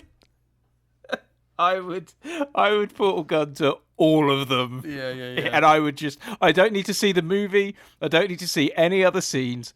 I would love to see all of them see their read on that line. Every single one. I agree. Obviously, Melina got I did an awful De Niro and an awful Walken. I would like to hear your Schwarzenegger doing that line, please. Okay, the reason I didn't do that is because I always get that line wrong. Wait, so it's the power of the sun... Yeah, I think I did. Of the sun in the palm of my hand. Doc Ock? Is that Doc Ock? That's come up as a song.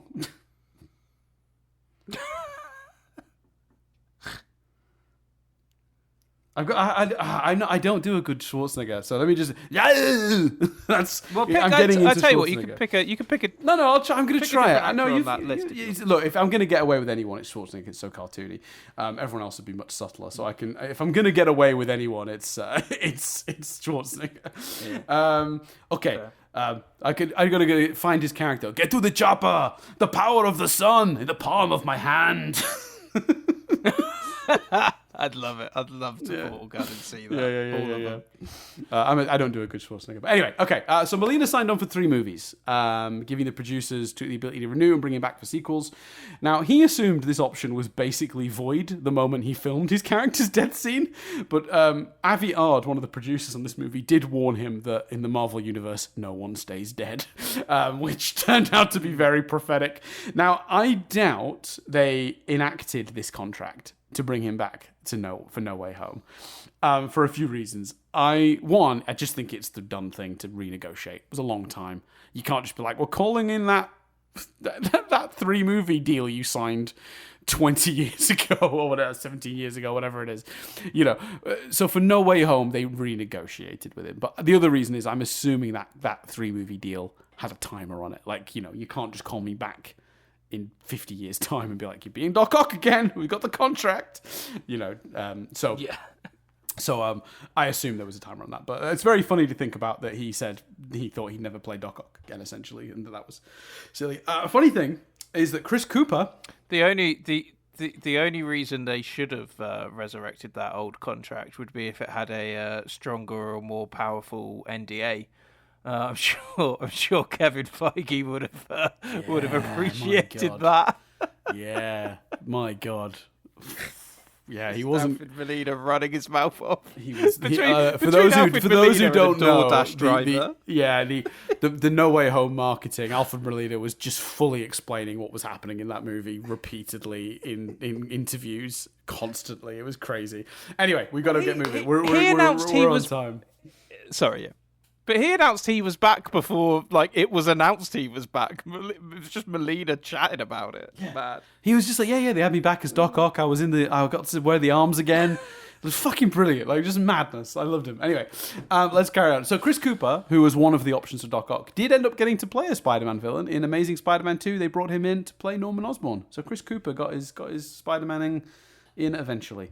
Now, we talked about this. Filming was slated to start in January 2003, but ended up being pushed back to Maguire, officially because of Seabiscuit. And maybe we know that. Maybe the people already have the dates for these things, and that makes sense. But I don't know. So the train fight between Doc Ock and Spider-Man was Sam Raimi's idea from top to bottom. It was the first major sequence to be filmed because they started production in Chicago. Now, we'll come back to why they were shooting that in Chicago and not New York later. But yeah, principal photography begins on April the 12th, and they were jumping between New York and Chicago for the first, month or so, and then they moved to LA in mid-May.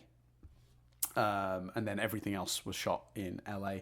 The whole film was shot across 100 sets and locations, which is a lot. Peter flipping over the oncoming car, Tobey Maguire performed that stunt himself. A stuntman had done it on his own first, but when they compared the 2 shots, Maguire's looked more natural, so they just used it, which is fun.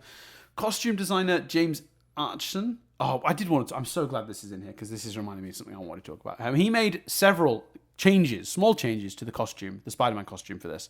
The colors are bolder, the emblem has clearer lines and is enlarged, the eye lenses are a tiny bit smaller, and they changed the way the built-in muscles, because I don't know if anyone is aware, but this Spider-Man suit has some built-in muscle mass. And they're segmented, which gives him more movement in the suit in this one, and it moves more naturally. They also improved the shell under the mask, which gave room for the eyepieces to be removed easily with magnets, rather than in the previous movie, where I don't know what they were attached by. That seems to have become a staple of all Spider-Man costumes since. They've all been magnetic. You always see shots from the sets of Spider-Man movies where the eyes are missing, and then they click them back in because they're magnets now. That seems to have just become a mainstay. But this has just given me a chance to just say, for those who don't, you already don't need to be here to hear this, but this costume is wonderful. This is a really good Spider-Man costume. When I was younger, I actually wasn't very fond of it because I was very, very particular about my Spider-Man costumes having bigger eyes. I didn't love the raised webbing, and I didn't love the small eyes. I have since come to appreciate this as an absolute masterpiece of bringing a comic book to life in the real world, and young Dan can go fuck himself for his snobby little opinion about the eye size. Equally, by the way, I will say, though, my actual favourite Spider-Man costume that's ever been committed to film is Amazing Spider-Man 2.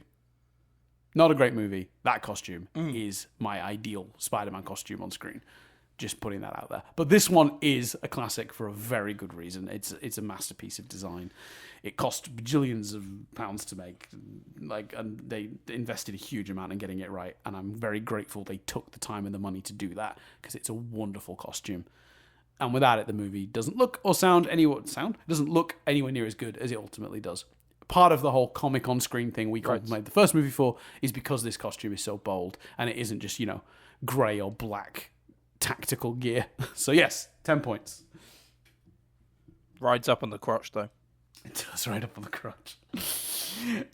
So yes, very good. Good stuff. For the sequence where Aunt May is taken hostage and later aids Spider-Man, Rosemary Harris performed the stunts herself. She really enjoyed doing the stunts, which is contrary to Alfred Molina, who does not like doing the stunts for two reasons. One, he doesn't think he's very good at them, but two, he doesn't like taking work away from actual stuntmen.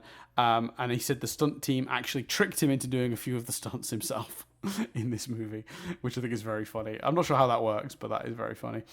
Now, let's talk about the music, because you already noted, Chris, that some of the music is just repeated music from the previous movie. There's a reason for that. Midway through the production of this movie's music, Sam Raimi and Danny Elfman, the composer, had a huge falling out. There was a massive disagreement, led to them falling out. Elfman has been quoted as saying, "To see such a profound negative change in a human being was almost enough to make me feel like I didn't want to make films anymore." Jeez. So this, for whatever reason, this relationship just collapsed during the production of this movie. So for this movie, they mostly completed the work using what they'd done plus repeated music from the previous movie. And the next movie, they hire a new composer who works with Danny Elfman's themes, but takes a different approach. I think you can feel it, especially in the next one. I'm not no disrespect to the composers that to take. All right, I believe it's a team. I'll come back to that next week, but you feel it. You really do. Now, it was not forever, thankfully, as Sam Raimi and Danny Elfman would reunite and make up years later. They would work together on Oz, the Great and the Powerful. So it was about 10 years, the rift, before they came back together. I think it was 8 or 9 years. So, Wow. So, yeah. Now, to create Doc Ock's mechanical tentacles, there were two things happening. There was, obviously, a company from Steve Johnson called Edge FX, who created a real puppeted, rubber girdle, rubber spine, foam tentacles that was like, it was like 8 feet tall and it weighed like 100 pounds. And the claws, which were called Death Flowers, were controlled by puppeteers standing on chairs. Each tentacle was controlled by 4 people. 4 people. And they rehearsed every scene with Molina so they could give him a more natural sense of movement, as if the tentacles were moving due to his muscle movements. And they worked together really closely to make that work. So any scene where he's on his own feet, the tentacles are mostly puppets, which you can feel, and it works really well. Any scene where he is being suspended in the air by the tentacles, which have put him on the grounded and lifted him up, that's when it usually is CGI. That's generally speaking how you can tell the difference. When they did CGI, though, he was still in a big rig to lift him high up into the air. There was like a 20-foot rig that lifted him to the right height, and then they would add the tentacles around him with CG. Alfred Molina named the tentacles. He named them Larry, Harry, Flo, and Mo. Flo was the top right tentacle. He decided that it was the most motherly, and that's the one that removes his sunglasses and gives him a sip of his drink. I don't know, man. Well, you do you, Alfred, you fucking weirdo. You glorious weirdo. If you're thinking, MJ's hair looks very different in this movie, it does, because in the first movie she wore a wig, and in this movie she dyed her hair sort of a strawberry blonde. Look, I don't think either one is better than the other. I do wish they'd just chosen one and done it for all the movies, though. The change is more annoying than because it's very different. Her hair is very different in this movie. And I like either stick to the wig or stick to the natural. Don't shift mid-production. That seems silly. I don't know. I didn't have a problem with that. It just felt like she's, it felt like an actor. She's an actress. She's her career's going well. It just felt like she's part changed of her that MJ evolving and growing up. Yeah, I didn't have a problem with that personally. Yeah, I guess the problem is the implication is her red hair from the first movie was dyed, and then it's changed because she stopped dyeing it to a more natural color. I guess that's so stranger to me. But yeah, I guess if she just I don't know. You could probably make up some. I viewed it. I don't know how hair works. I don't know if this isn't possible, but I viewed it as she's dyed it, but like the red is the natural, and she's dyed it to the blonde. But I don't think you can do that with without bleaching it, which damages it. I'm not sure. Right. I could be wrong. Maybe I'm wrong. But I usually you're a blonde that goes. You could go red, but you can't go fully red. No. She should have been fully red. She'd have then let her natural hair come through lighter, or she'd have dyed it, I guess. But again, dyeing it from a darker color to a lighter color, you need to bleach it. Which I don't think is recommended, but I could be wrong. Okay. I guess what I'm saying is that's possible, but I don't think it's as likely as the other way around. But I don't think it matters. Yeah, I mean, look, there are many things in this podcast that we are unqualified to talk about, but this is probably we've strayed into the most unqualified area for us to work. My knowledge of hair dyeing comes entirely from the fact that my my partner has changed her hair color. Changed her hair color every few months for a good portion of our time together. She's been settled on one color for a while now, though, so it's that has shifted. But anyway, Stan Lee filmed originally the cameo of the guy who said, "Whoa, he stole that guy's pizza." But there was a problem with the shot, not relating to him, so they had to refilm it, and he wasn't available, so they brought in a different actor. Then Lee was given a different cameo on a day he was available. Did you spot his cameo? It's the most blinking you'll miss it Stan Lee cameo I've ever seen. Yeah, he pulls someone away from falling rubble, doesn't he? Exactly right. Like the bank sequence. Yeah, exactly, 100%. In the bank sequence, he pulls a woman out of the way of falling debris. It's tiny, it's very quick, but it is there. If you look at the Peter's apartment closely, you'll see a picture of Mary Jane just before the one he took just before he got bitten by the spider. I think it's nice that he's got those pictures in his room. The alley where he dumps his Spider-Man suit is intended to be the same one where he kissed MJ upside down in the first movie, but it's just not very clear that it's that one. It doesn't really look like that one in my opinion, but there you go, that's the idea. There was also going to be a plot that I'm glad they dumped, which is that the man who finds the suit is the guy that was struggling with the muggers. The idea being that he found the suit and then they were like, "What you got there?" and they tried to mug him for it. But it just raises too many questions. It's like, why did he? So he got away not mugged in the end. I don't know. It didn't make. I'm glad they cut that. I just think that's a bit confusing. I think making those separate characters is a good idea. They give the address for Joe's Pizza in this movie, and it's the address where Doctor Strange lives in the Marvel comic universe usually. So I thought that was kind of funny. Tobey Maguire is a vegetarian, so when he eats the hot dog in the movie as the police cars zoom by, that is in fact a tofu hot dog. So there you go. Good for him. Now, there's a little hint to a real thing that happened. Now, I'm going to just direct people to a YouTube video. There is a brilliant YouTube video by Mr. Sunday Movies, and I should pull up one second. I'm going to pull up the exact title of the YouTube video so you can find it. But it's basically, on the set of the first movie, 3 suits went missing. 3 Spider-Man suits went missing. They were worth a lot of money, and there's a really fascinating story about why they went missing, how they turned back up, the truth behind the guy that did the heist, because they were worth, like hundreds of thousands of dollars, and like 4 of them just vanished. And there's a great video by Mr. Sunday Movies called "The Great Spider-Man Suit Heist" that elaborates on all of this in true detail, and it is a remarkable story, especially how he got caught. He got caught. I won't spoil it. You should watch the video. It's really fun. But in the movie, Jonah Jameson offers the scruffy guy like $50. He's like, and he goes, "I could get more on eBay."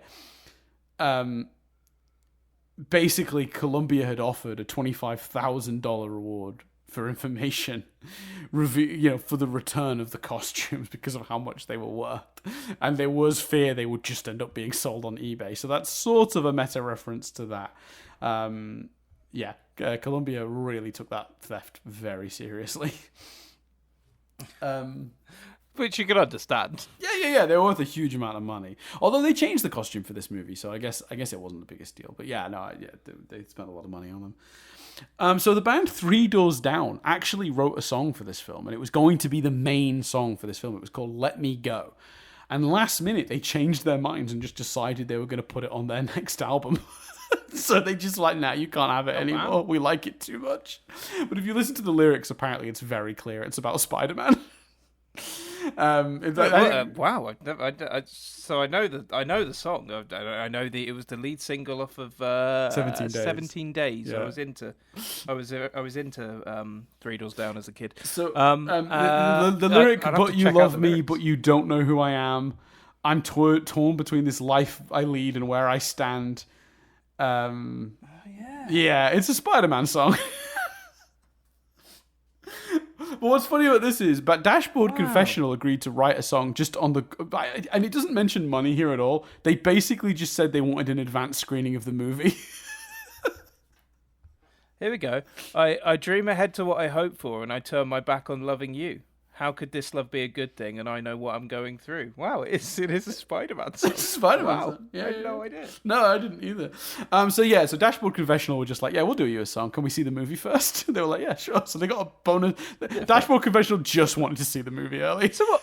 I love those guys. What happened then? Because there is also a Spider-Man themed video for Ordinary by Train. So did they just Three Doors Down fell through? So they were like, right, we'll have two backups. Well, let's go to Train and let's go to Dashboard Confessional. I guess so. I think officially Dashboard Confessional were the song for the movie. But yeah, Three Doors. Because there's another one as well. There was the Invisible Man. Who's that by? I forget now. Who's who? Invisible Man song. Who's that one by? Because that's a very Nickelback-esque song as well. That's on that same soundtrack. Theory of a Dead Man, Invisible Man.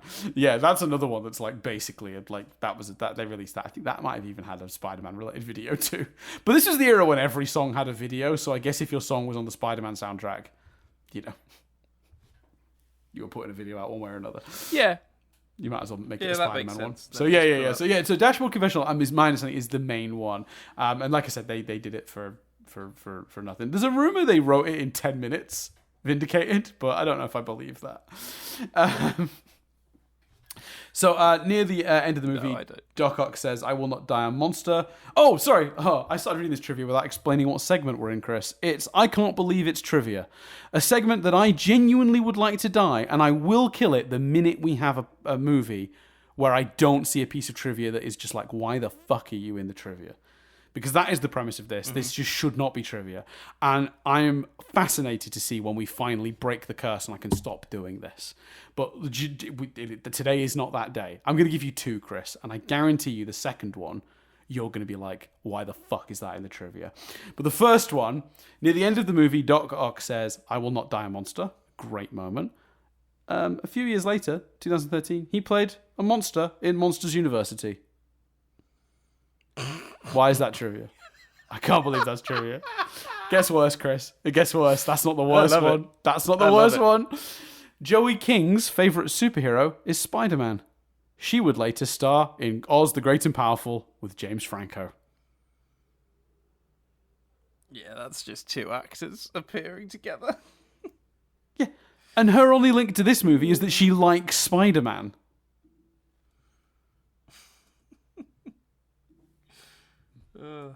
Anyway, that's great trivia. Okay, box office. Let's wrap this bad boy up. 1 second, actually. I'm gonna. Oh God, look at the time. Oh dear, oh dear.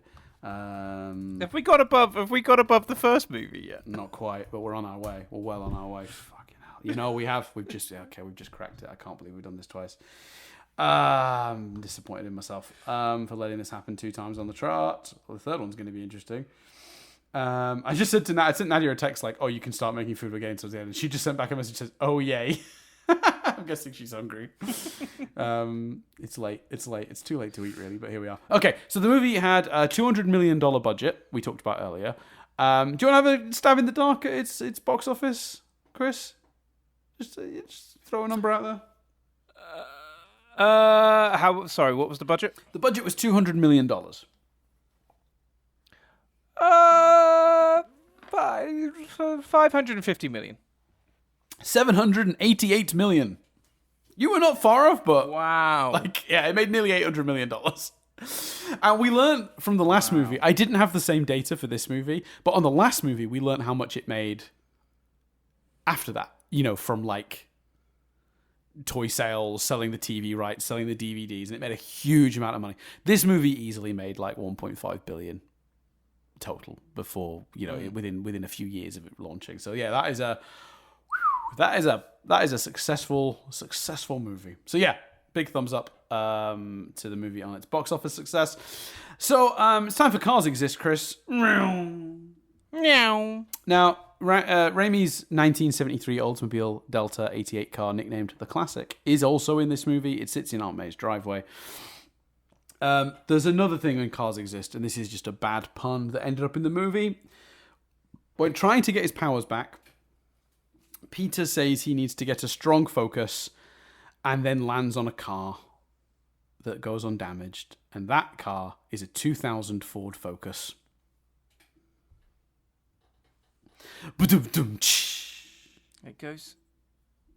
It goes undamaged.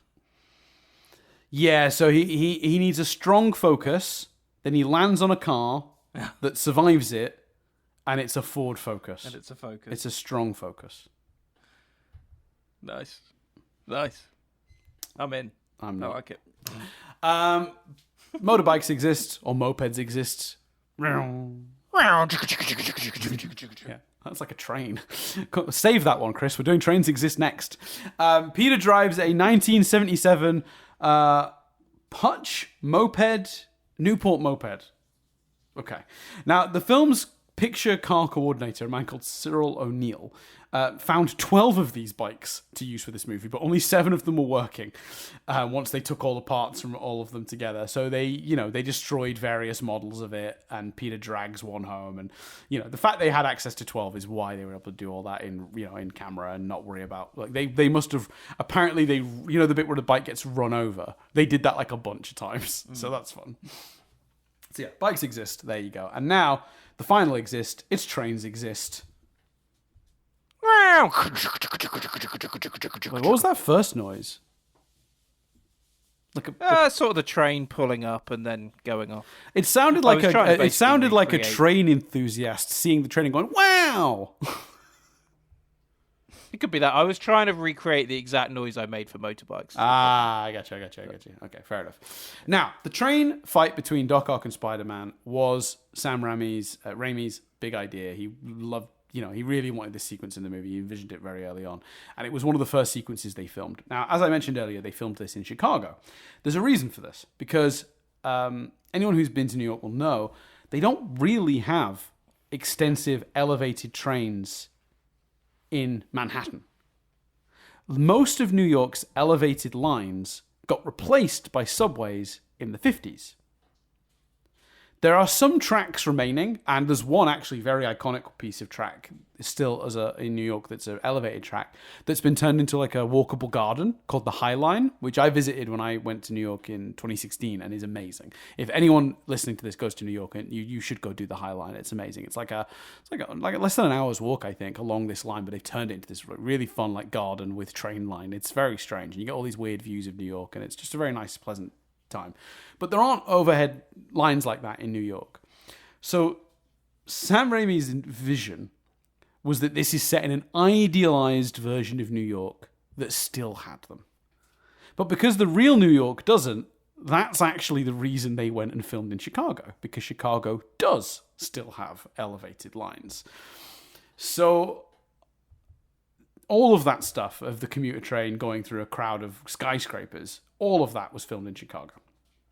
On the sort of, there's an elevated loop service that's apparently quite famous. The IRT. Oh no, that's what it's replaced. Sorry.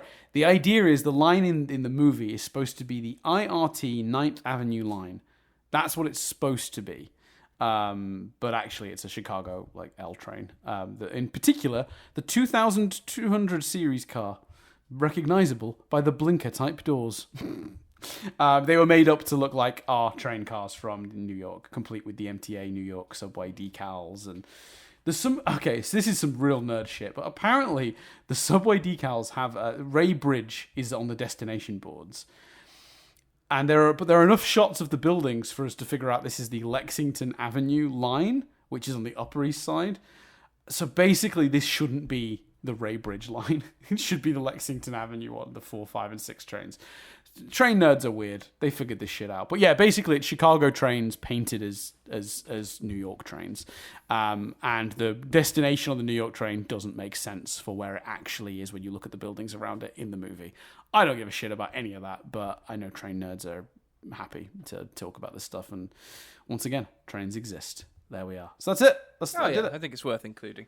Well, no, Dan. Just to add, because I've been exploring and solving a mystery, and I may have missed one. But so, "Invisible Man," the song you referenced by Theory of a Dead Man, doesn't have a music video. Oh, it doesn't. However, there is a song on the soundtrack called "We Are" by Anna Johnson that does have a full-blown her in New York interspersed with clips of Spider-Man 2 music video, which means that there are, at minimum, three separate songs with music videos that feature, interspersed clips and moments from But again, this film. I guess if you've sold the song to be released on the Spider-Man soundtrack through Sony, and Sony obviously were doing soundtracks because Sony, because they had a music division as well as a movie division. It's all synergy, right? It's all corporate synergy bullshit.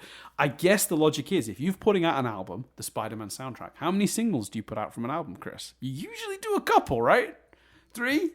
Maybe 4 to push. Yeah. So my assumption is that's like standard behavior. So I was wrong about which tracks, but it doesn't surprise me there were more. And any song you're releasing as a single, you're making a video. This is the age of the music video. This is MTV in the UK. This is Kerrang and Q and what is it? Smash Hits, which were like digital TV channels that just non-stop aired music videos on loop.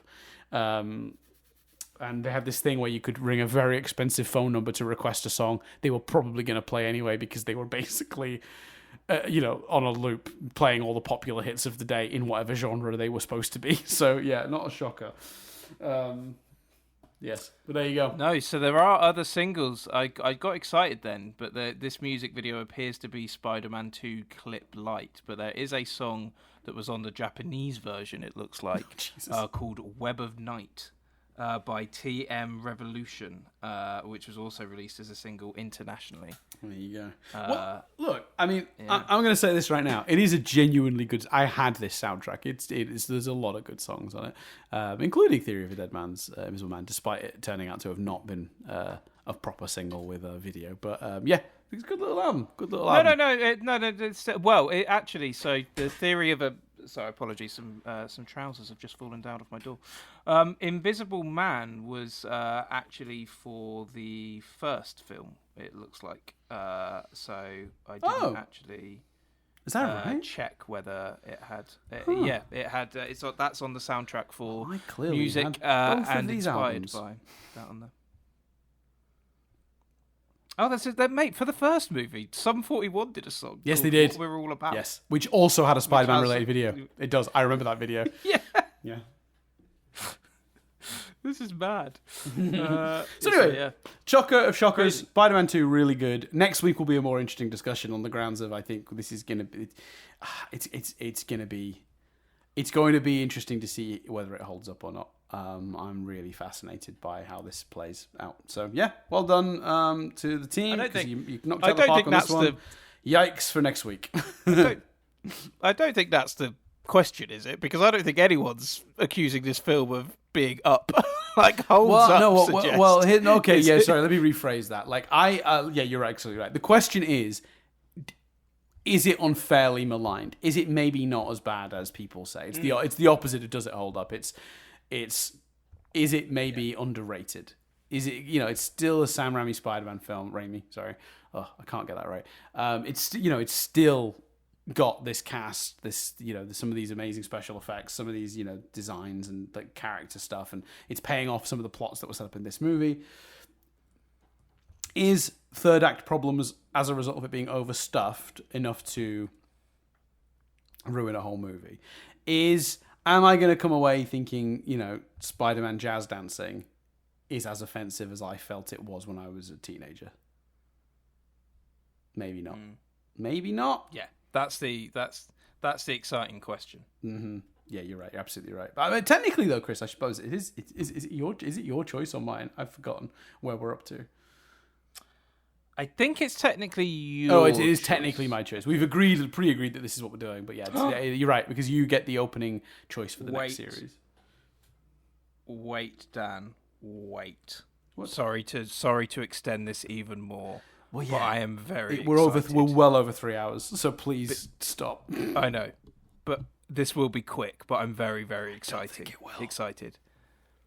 The Pakistani language version of the soundtrack includes a song. It translates as "Don't Know Why," but it's Najini Kwan. I've probably pronounced that wrong, and I do apologise. But that is by a band called Strings, and you'll be thrilled to know, Dan, that has a music video which features footage from Spider-Man 2. Brilliant. I gotta say that was a bit of a racket, isn't it? You put a soundtrack together, right? For your movie. You can do local songs in certain countries, which is nice as bonus tracks or whatever. So it's a little bit different each country because it's so localized. It's a great idea. And then you save all this money on the music videos because 50% of the footage is just from a movie you've already paid for. That's great. Yeah. It's described here as the Pakistani Urdu language version. Right, so apologies if I've Urdu is correct. I've mispronounced the word. Right. You pronounced Urdu correctly. That is. Oh, nice. No, but I don't think I said the word Urdu at first, so apologies. No. But yeah, no, that is amazing. So that is at least we are up to 4 music videos which feature footage. Well, look, okay, Chris, a little bit of homework for you.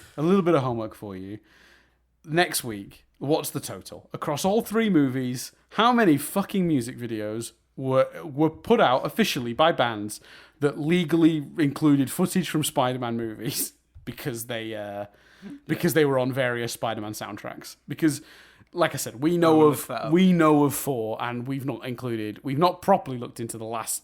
In fact, no, we know of 5, don't we? Hero, What We're All About, the Sum 41 song, which, by the way, is actually featured in the movie, in the first one. The Sum 41 song is on the radio when Uncle Ben turns it off. Oh, is it? Yeah, yeah. Because I loved that song, and I was very happy when I saw it in the movie. Anyway, the Sum 41 song, Hero, then we know that there's at least 3 off the soundtrack from because there was the Vindicated, the Urdu one. Vindicated, Ordinary, We Are, and then this one, this Don't Know Why is the translation one. So yeah, that's 4 plus 2 from the other one. That's 6. And we know, and I'm very confident that the video... In fact, the video for Signal Fire is brilliant by Snow Patrol for the third one. My memory of that video is that it is clips from the movie, but it is also the movie being acted out by, like, string puppets by kids or something. We need to stop this. This has gotten well out of hand. I can't believe we've let these 3 movie reviews get to 3 hours. I can't believe the Spider-Man movies... Well, we don't know for sure about the second one yet, about the third one yet. I'm not feeling confident. This is 3 hours and 15 minutes. Yeah. This is 3 hours. I mean, if I was a betting man, minutes. I would bet that. Yeah. When are we recording that? I need to make sure I haven't got plans that day. Jesus. Right. Okay. I stand corrected. There isn't footage of the film, but it is school kids acting out Spider-Man while the band perform. It's a great video. I never thought I would say this in a million years, Chris, but stop talking. Look, thank you everyone for listening, especially those of you who stuck with us. Chris has just sent me the link to that video, I assume. Very good. I will look at it. But yeah, thanks everyone for listening. I'm going to respect your time enough to not give you all the usual dribble at the end of this. I'm simply going to say Thank you so much for listening, and we will see you in a week's time for more of this. Because we're good, yeah. Oh, if you on the Patreon, if you want to hear it right now, you can go to the Patreon, patreon.com/thethermostatic. For as little as $1 a month, you can hear our Spider-Man 3 discussion right now. But otherwise, stick with us on YouTube or iTunes or Spotify, or wherever you hear us. So I'm going to hand over to Chris, who ends this thing. Do the thing, Chris. My name's Chris Billingham. My name's Dan Doolan. And this review has been rewound.